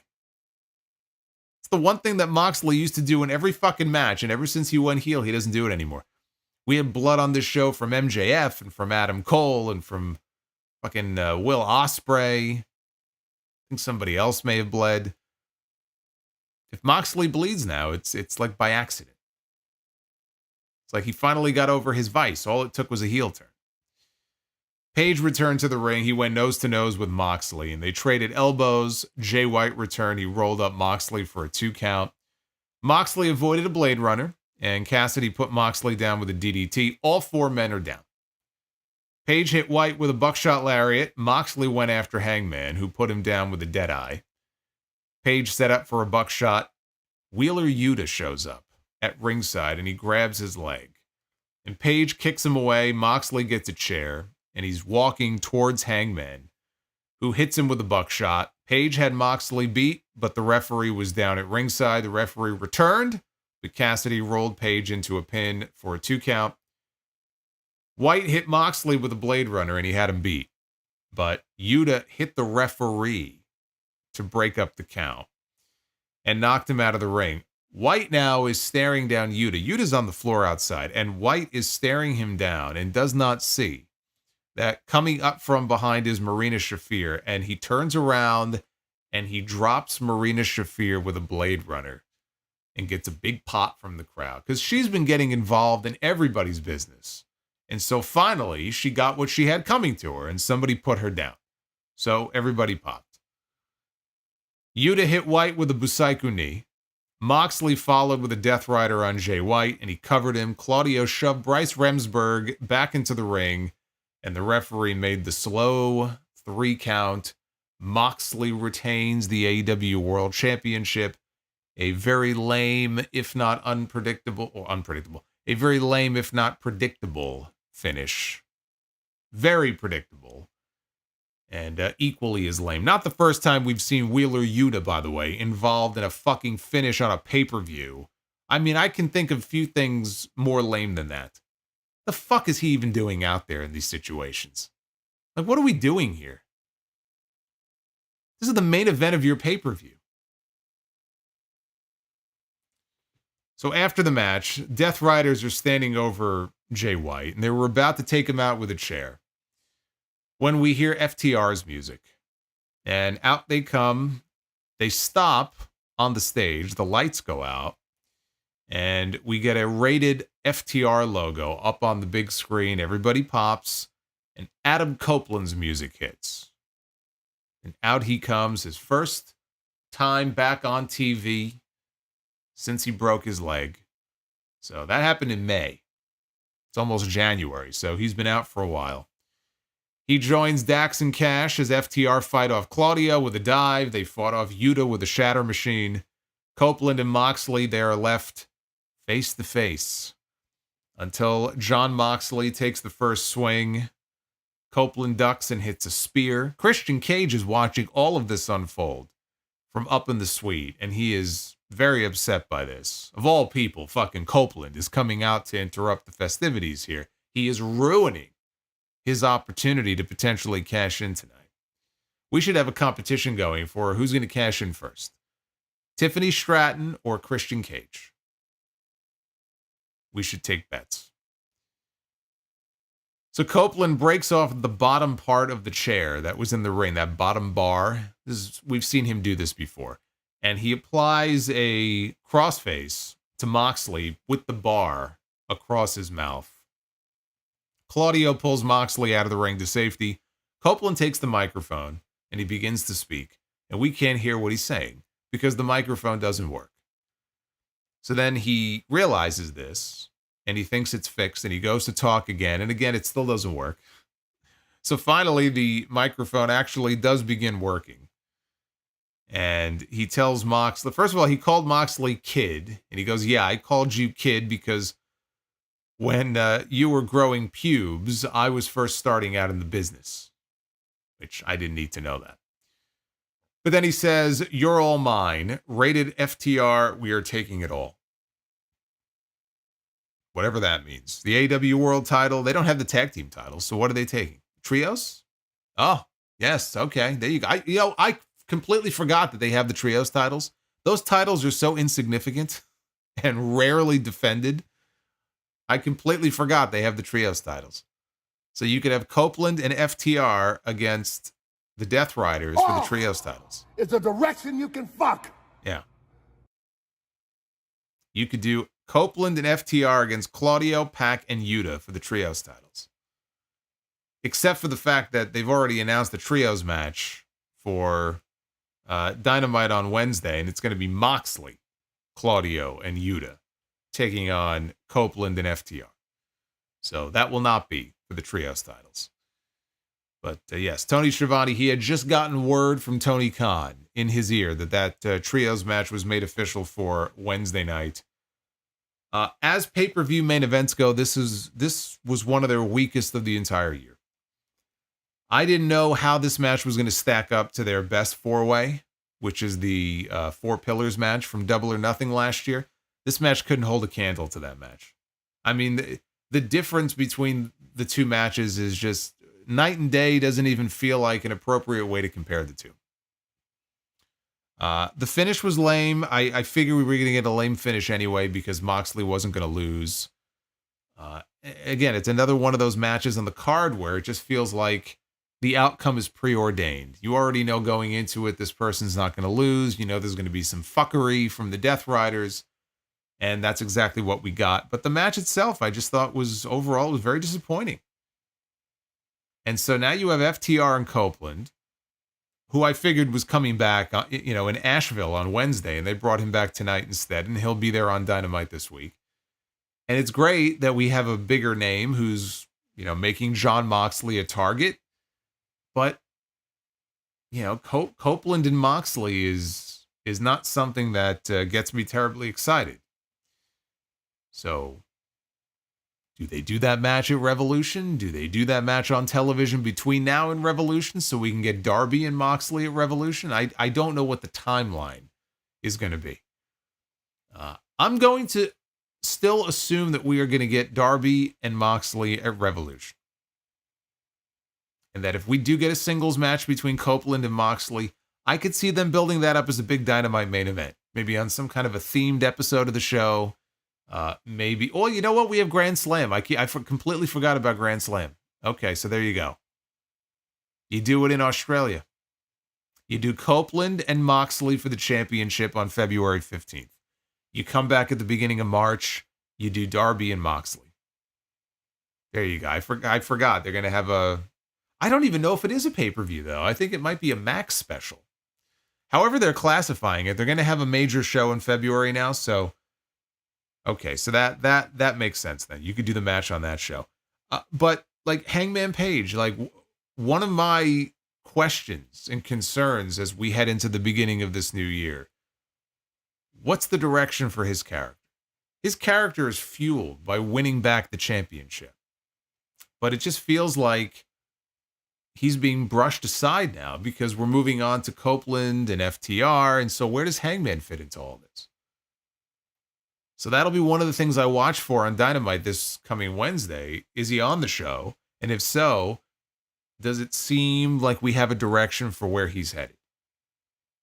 That's one of the questions that I have going into Dynamite this week.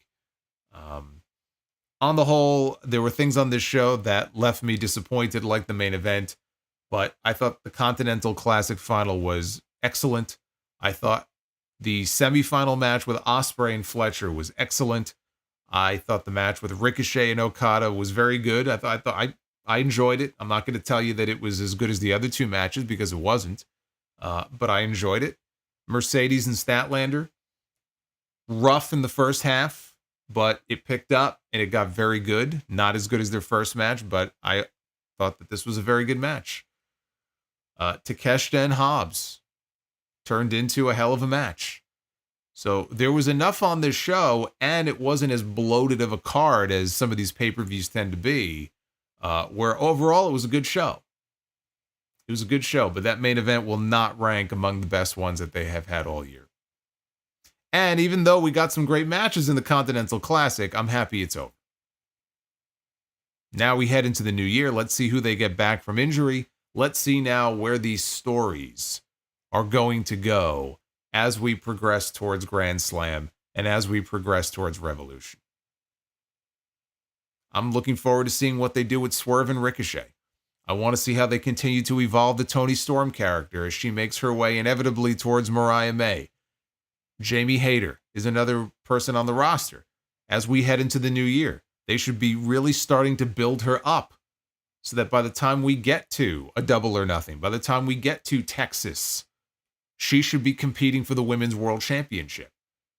Or do they want her to beat Mercedes and win the TBS title? I mean, we kind of feel like a step down for her, though, because she was the world champion previously. But maybe that's the direction. Maybe they want to build up Hayter for Mercedes. But there are certain people that I have on the brain that are on that roster that I will have an eye on.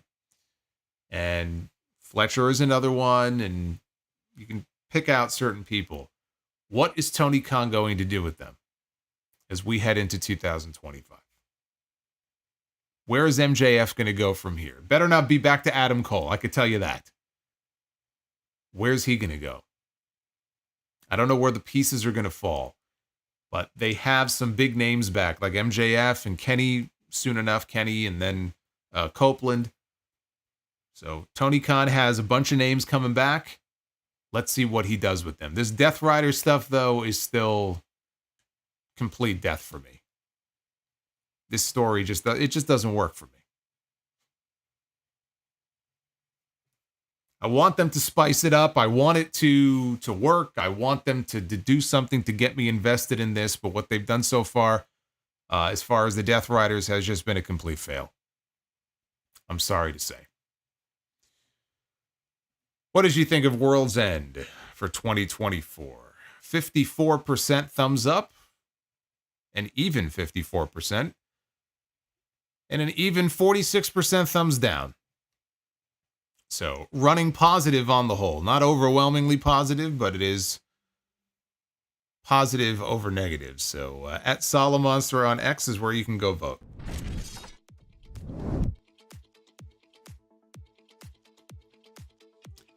Thank you guys for all the support so far. I'm going to get into your messages now. So if you have any super chats and comments about the pay-per-view you want to get them in now. As we are approaching 2 a.m. And I have a podcast I got to work on tomorrow. So we got a lot of work left to do. So let's get through this here. Hey, Dallas Caballero. One of our channel members. Thank you, Dallas. I see you, brother. Oh, I got it. Oh, you know what? Before I even get into this, before I even get into your super chats, I did mention. Oh, we hit the goal. Thank you, by the way. We'll do Be the Booker in a little bit too. Somebody asked me a question the other day, and I mentioned that I got myself a little Christmas gift. I treated myself for the holidays. I came across something that piqued my interest. It caught my eye. I didn't think it was actually going to come until next week. So I was very surprised and very happy when I got alerted that a package had arrived for me earlier today. And so I will share with you now some photos of my gift, my holiday gift to myself. I give you the white winged eagle. This now belongs to me. And I will tell you, this thing is a unit. This thing is absolutely, it's the biggest belt I've ever owned, and it weighs almost as much as I do. It is something else. But I love this fucking thing. This thing is incredible. I took just a bunch of photos of it. It's just a gorgeous belt. Because, you know, the Winged Eagle has been back in the news of late. So, of course, I got the Winged Eagle on the brain. Never owned a belt on a white strap, but it's like butter smooth, hand-tooled white leather. It's just a gorgeous belt. It really is. Here it is. This is me earlier holding it up. I couldn't snap it in, but this is me holding it up around my waist. And see, this is the belt that Cody should have had. This right here. Yeah, it was Cody who brought back the white Intercontinental title many years ago. Now imagine him with this. See, this is the belt. Kevin Owens wishes that he was running around with this belt. This looks a hell of a lot better than the one that Kevin Owens is running around with. I can tell you that. But yeah, this thing is incredible. So I just wanted to share that with you. Funny enough, I was able to find it with the original block letter WWF logo too. But yeah, this thing is amazing. I have it folded up over here. I'm not lying when I tell you this thing is so heavy. Why it can't hang on the wall behind me. It'll rip right out of the wall. But yeah, no, this is not being defended.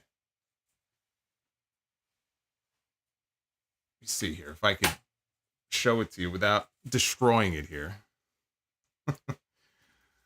Didn't Warrior have the white? Yeah, he did. Yes, actually he did. The Warrior, oh my God. The Warrior did have the white winged eagle. Here you go. It's right here. Look at that. Oh my God. This thing is unbelievable. So I saw it. I said, man, I'm having a difficult time here. But what's great about it, again, it's like real leather, heavy plates, and it just, you can see it just comes right off the plate. It's the way it's supposed to be. It's just a gorgeous piece of hardware. So anyway, the white winged eagle. There it is, ladies and gentlemen. You're looking at the proud owner. Very excited. Now I got to figure out how I'm going to store this thing. I have no idea how I'm going to store this. I got to get a bag. I don't know. A display case. I don't know. One of those little stands, maybe. It's on that table there. Oh, my God. Anyway, I wanted to share that with all of you. It puts everything else to shame. So. I should cut a promo with it? Well, maybe. Well, we'll see. Maybe after. Is that real or a replica? Brother, this is as real as it gets right here. Technically, it's a replica, but I honestly think this is bigger than the real one that they used to carry around. So, this thing it's a fucking unit, this thing. All right, let me go back here to your earlier super chats. Start from the beginning. Josiah Ball says, I finally got Ospreay versus Okada. Yes, you did. Aren't you happy? That was the highlight of the show. Thank you, Miracle. Take it to Hog. Yeah, right. It's the amazing Goonthar. This isn't going anywhere near there. Jerry Lawler loves Goonthar, the Magnificent. All hail Goonthar. Oh, hey, Jake Jones with a $50 Goonthar bomb. Hey, Jake, Happy New Year, brother. I'm going to read your super chat here in a little bit. I want to get through these early ones first. Jake dropping the bomb. I love it. The Moldy Cheeseburger says, I heard nothing but great things about this Toni Storm rookie. Did you know that she dominated Stardom? A future women's champion is Toni Storm. Mariah who? Yeah, I think this Toni Storm is going places. I think she's going to do okay. Oz and Glorious, we haven't seen the World or Trios belts for months, but we sure as fuck get to see Wheeler Yuta and his incredibly punchable face in every main event. Yeah, too many main events. Jerome Eugenio, a very good pay-per-view to end the year. Bobbert Reviews with the 27. Hope you're having a nice Hanukkah, Solomonster. It's a great holiday week. We had Christmas. We're in the middle of Hanukkah. It's all very festive. Now we have New Year's coming up. We get to ring in the New Year together on Tuesday night. I might even drink some heading into our New Year's celebration on Tuesday. It's going to be a good time. Thank you, Bobbert. Joe B. Are kickouts at 1 starting to become overdone? I feel like they're happening every week now. Yes, they are. I agree. They are becoming overdone for sure. Mr. E 1976, here's to the tip jar. Thanks for everything you do, Solomonster. Stay pressing forward. Thank you, sir. Appreciate that very much. Dallas with 37 months of channel membership. Says, isn't it ironic? Oh, wait, hold on a second. We have a, yeah. We do have a goal in the chat. We only got about a minute and 15 seconds left. We are at 7 out of 10. So if we hit that goal, we'll do a bonus Be the Booker. But we only got about a minute left. So I don't know if we're going to hit that one. But yes, thank you for pointing that out. I just noticed the countdown timer. Dallas says, 37 months of channel membership. Isn't it ironic that the big title challengers in 2025 are Edge, Cena, and Rock? So much for new stars. Wrestling will never move on. Yeah, you know what? I guess that, yeah.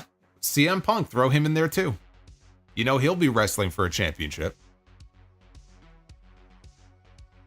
You're not wrong.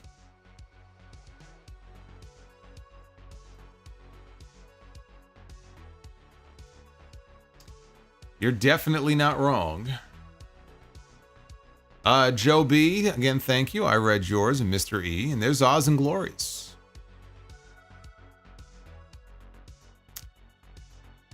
Oz and Glorious says, we went from Lucha Bros, Young Bucks, FTR tag division to worthless Private Party and a bunch of broccoli-haired Claw clones battling for belts. Well, look, I mean, Private Party, that was a great match on Dynamite. 5 years in the making. They won the belts. Can't blame them. Where's the competition? Why aren't they being booked for Dynamite? It's not their fault. What are you blaming them for? You don't think they wouldn't love to be on Dynamite? Defending their belts every week?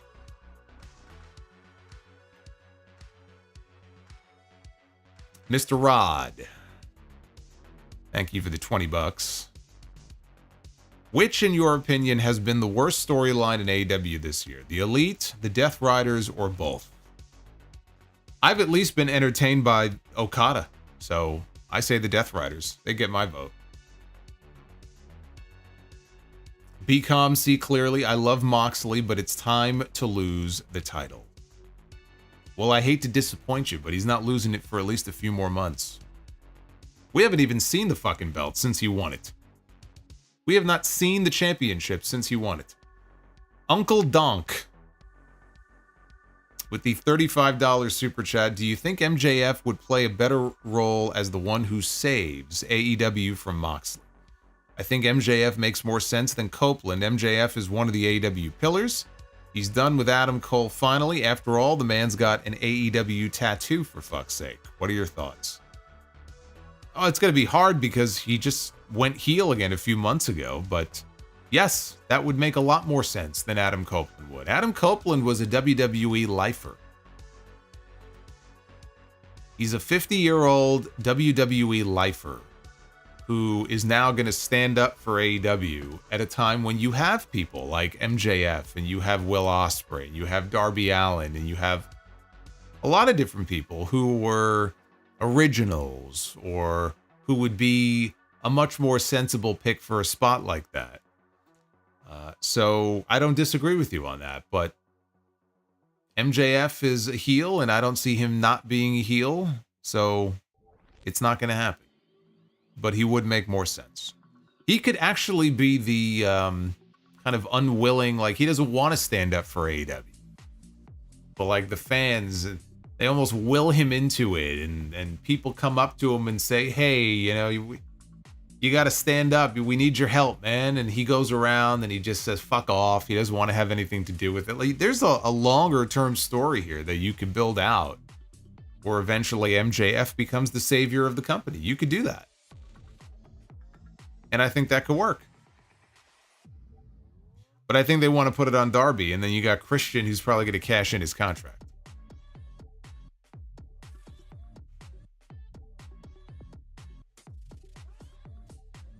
Boots, AEW wasting tequila and toilet paper.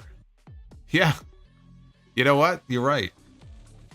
Those are commodities right there. Uthman says, with a tear in my eye, I gotta see Thunder Rosa in booty shorts. You won't hear me complaining. Not one bit. Easy there, big fella. That's Danny Trejo you're talking about here.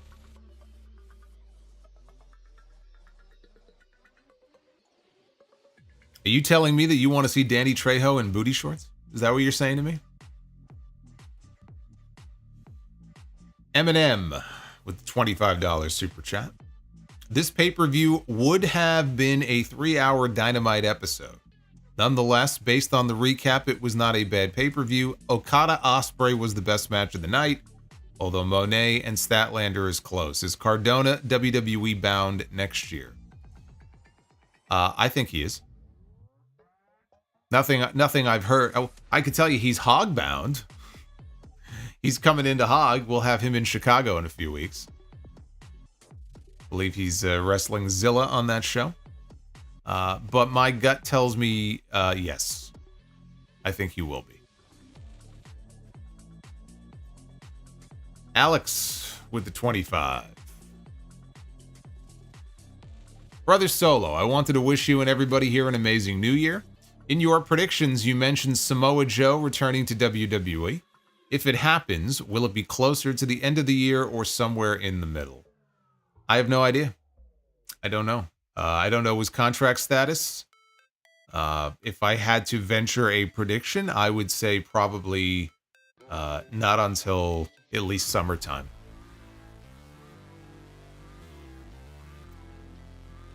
Trill Mexican just left Orlando for World's End. I'm not sure how it was on TV, but that show was fun in person. Now I'm making this 3.5-hour drive back to Miami listening to Solomonster. Well, I gave you a 3-hour show last night because we took phone calls.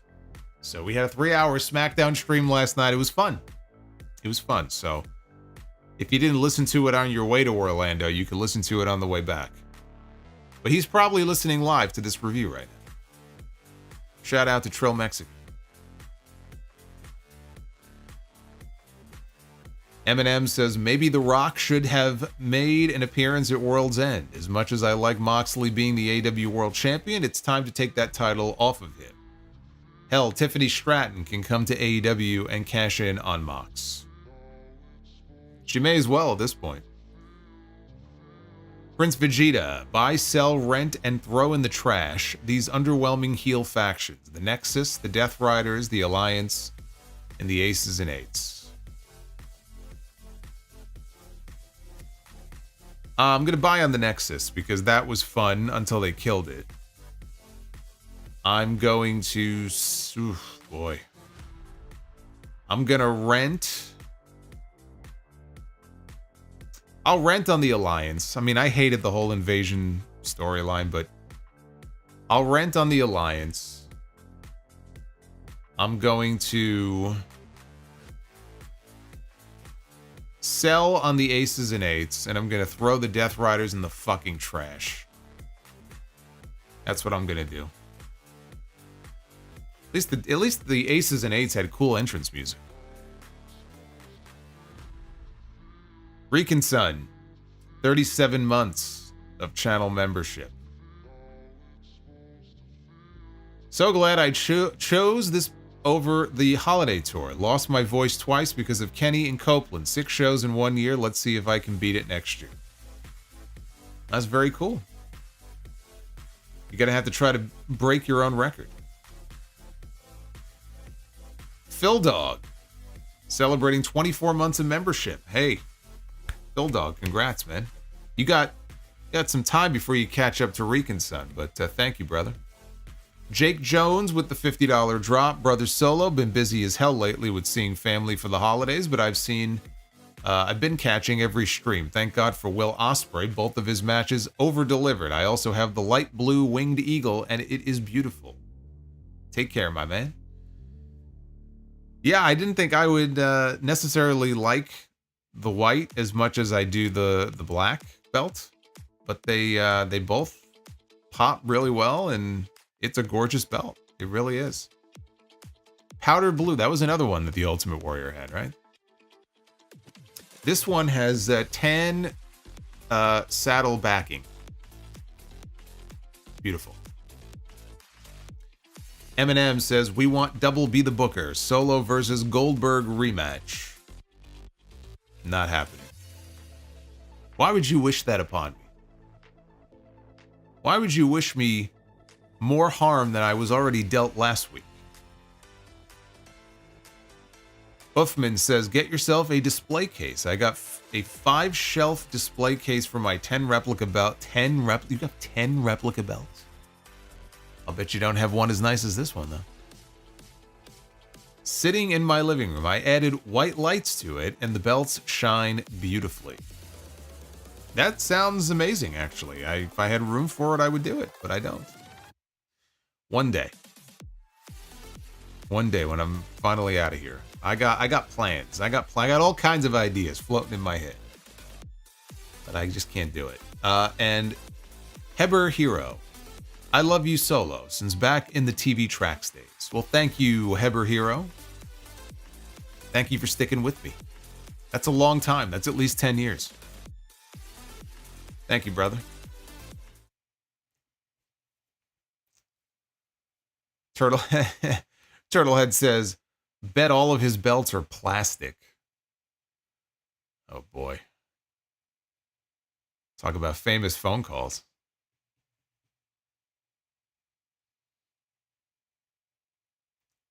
Plastic, man. That belt is plastic. Oh, Robert, you got black suede backing. That's pretty cool. Ugh. Who needs weights? All I got to do is lift this. You can kind of see. You can see the tan backing covering all the bolts. But, yeah, this thing is amazing, man. Now tell me that this is not something that Cody should be walking around with, okay? Come on. I know it's not a giant logo, but come on, this is what a championship should look like. Come on. You'll never convince me otherwise. Oh, good grief. Uffman with the fuzz. Yeah, I wanted to treat myself. I saw it. I said, I can't resist. It says, I have a really nice WWF winged eagle in my collection. Black leather and WWF blocked logos on it. It is a beauty and heavy. Yeah, but is it 12 pounds heavy? That's how much this thing weighs. Believe it or not. 6mm thick plates, 12 pounds, 52 inches long. I'm telling you, this thing is... The thing about it, there's two things about the winged eagle I have there, and then we'll do Be the Booker. only two things that really annoy me about this belt.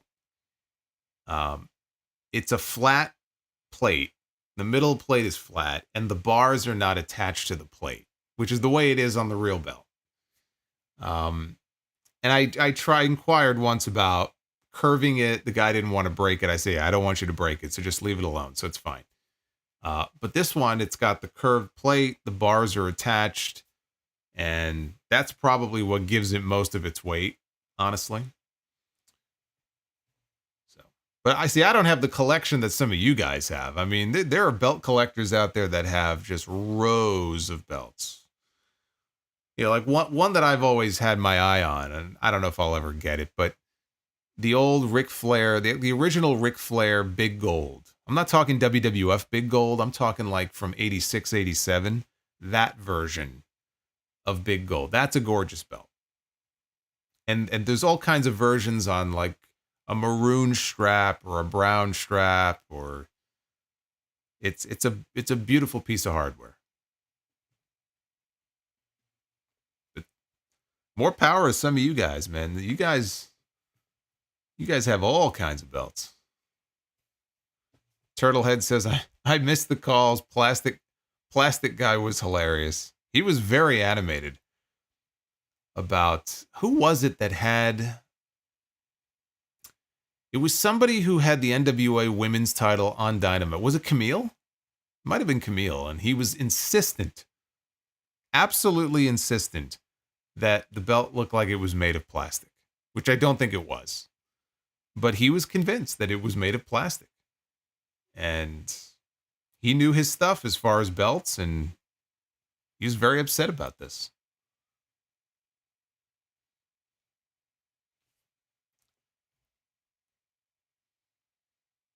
BComC clearly says, I believe Cody might have stayed if he won the AEW World title. And I don't know, maybe I'm wrong, but it seems he handicapped himself for no reason.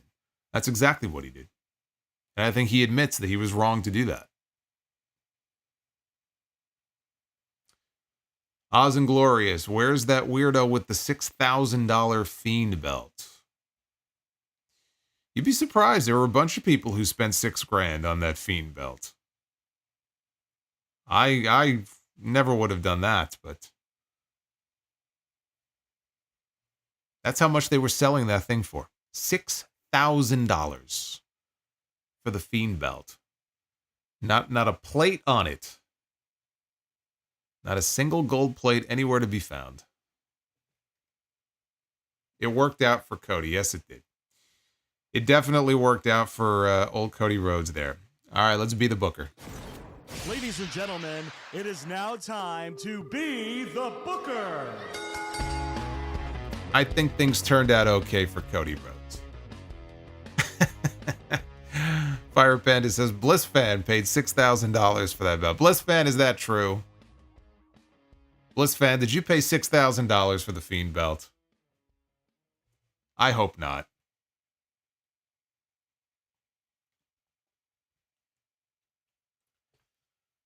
All right. All right, he says he wasn't. Good. There we go. We begin here with the Killer Bees, Jumpin' Jim Brunzell, and his name just popped out of my head. Be Brian Blair. Jim Brunzell and Brian Blair, the Killer Bees. Never tag team champions in WWE, but they were a solid team. Killer Bees against the Von Erichs. Kerry and Kevin Von Erich. That's a great 1980s wrestling match right there. There you go. The Von Erichs and the Bees. I hate bees, so I'll be rooting for the Von Erichs.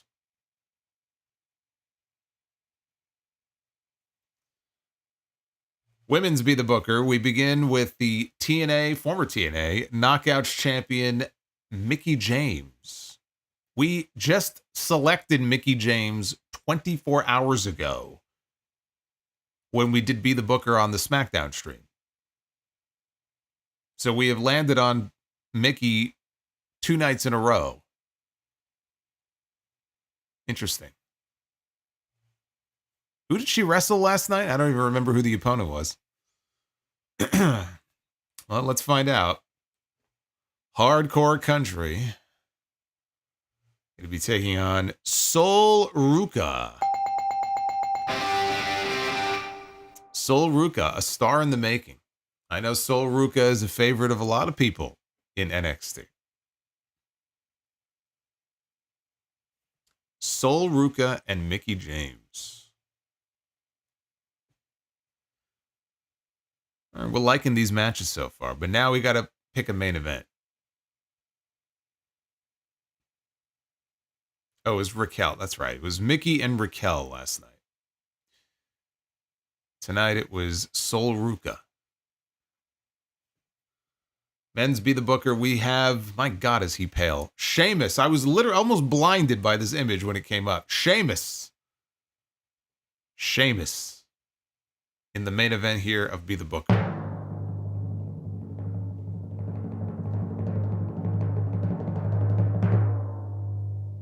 And he will be taking on...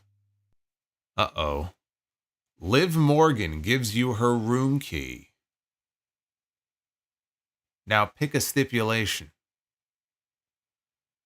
Don't mind if I do. I'll take that room key right there. Thank you very much. All right, we got to pick a stip before we pick an opponent. Sheamus is going to have to stand by. Let's find out what kind of a match Sheamus is going to have.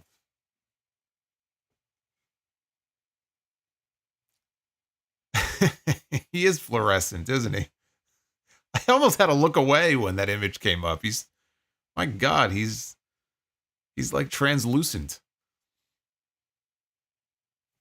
All right, we're going to have ourselves, oh no, an exploding barbed wire death match. You know, Sheamus is 45 years old. He shouldn't be in an exploding barbed wire death match. He's 45. Actually, he might be older than that. He might be 46, but he's got spinal stenosis. He doesn't need to be in an exploding barbed wire death match.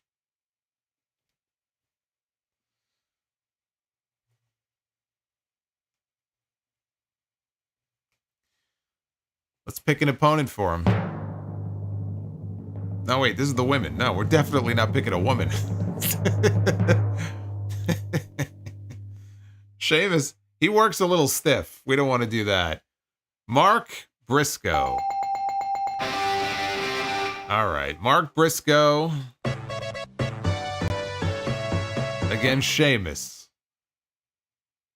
in an exploding barbed wire death match.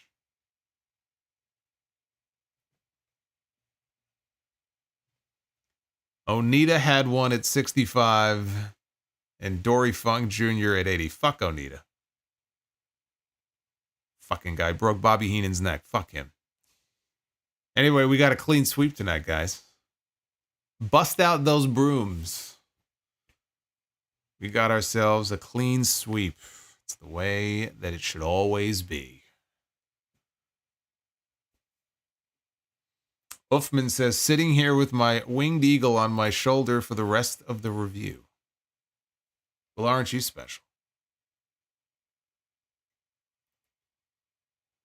That would be brutal. That would be a brutal match.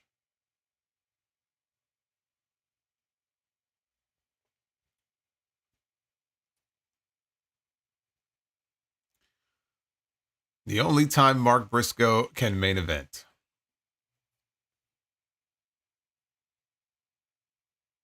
Yeah, like two brawlers, man. They would just beat the hell out of each other. That'd be fun, actually. Mark Briscoe and Sheamus?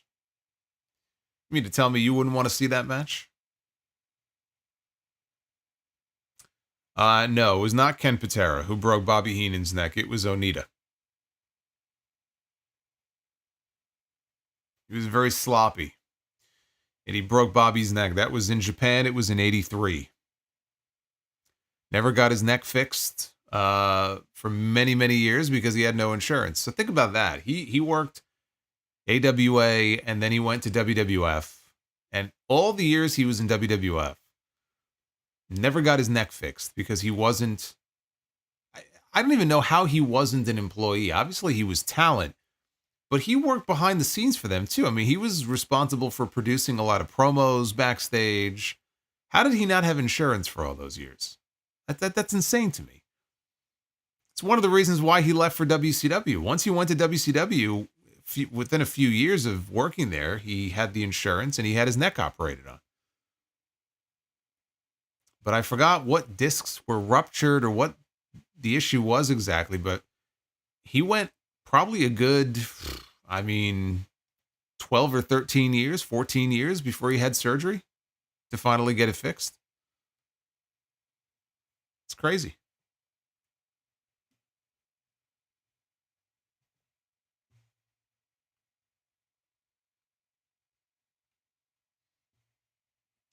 We've got George freaking Seckman.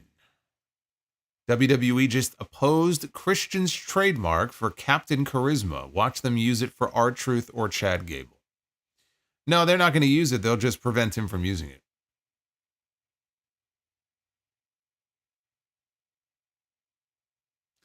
Oz and Gloria says, Atsushi Onita is better than the garbage U.S. healthcare system. Well, that is undoubtedly true. You get no argument from me there.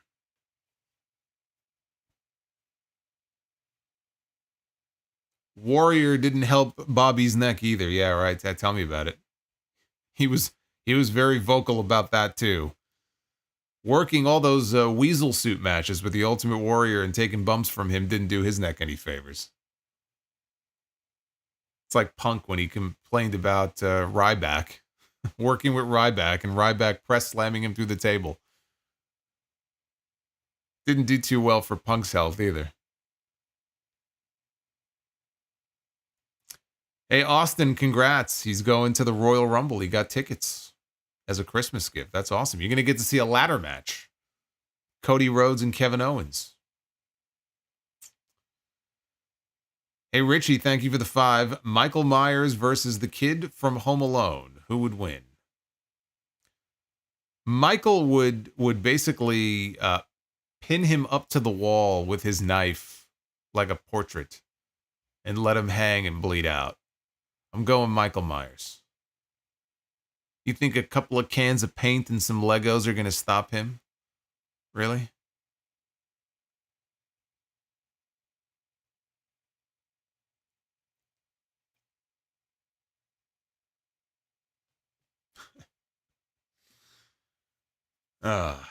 Anyway. Thank you guys. Now it's late, 2:30 in the morning. Now you know why I didn't review the last couple of AEW pay-per-views. They ended even later. But thank you for hanging out with me. This was the final pay-per-view review for 2024. The next time I'm live will be Monday night. We have Raw. And then live on Tuesday night here on the channel, probably around 10 p.m. or so. We're going to be ringing in the new year. Make it till midnight. Celebrating New Year's Eve. And then live on Wednesday, because we have Dynamite, the first episode being simulcast on Max. So we'll be streaming 3 nights in a row, skip Thursday, and then streaming on Friday for SmackDown. The first 3-hour SmackDown, by the way. Oh, joy. Be calm, see clearly. Thank God AEW is on Max now. I've got Max. You don't have TBS? I don't really see what the big deal is. If you got TBS, who gives a shit about Max? Probably going to get the same commercials either way. Whatever. Hey, look, if it's going to provide more people with access to the show, then that's not a bad thing. But yeah, keep an eye out. Later today, episode 894 of the podcast will be up. I'm going to bed late. I got a lot of work to do, so I don't know when the show will get done. I would not watch for it until later in the afternoon. Possibly closer to dinner time. It's probably going to be a late drop, but keep your eye out for episode 894, and then I will see you back here live for the final, pains me to say this, but the final 2-hour Raw on Monday night. Until then, take care, guys.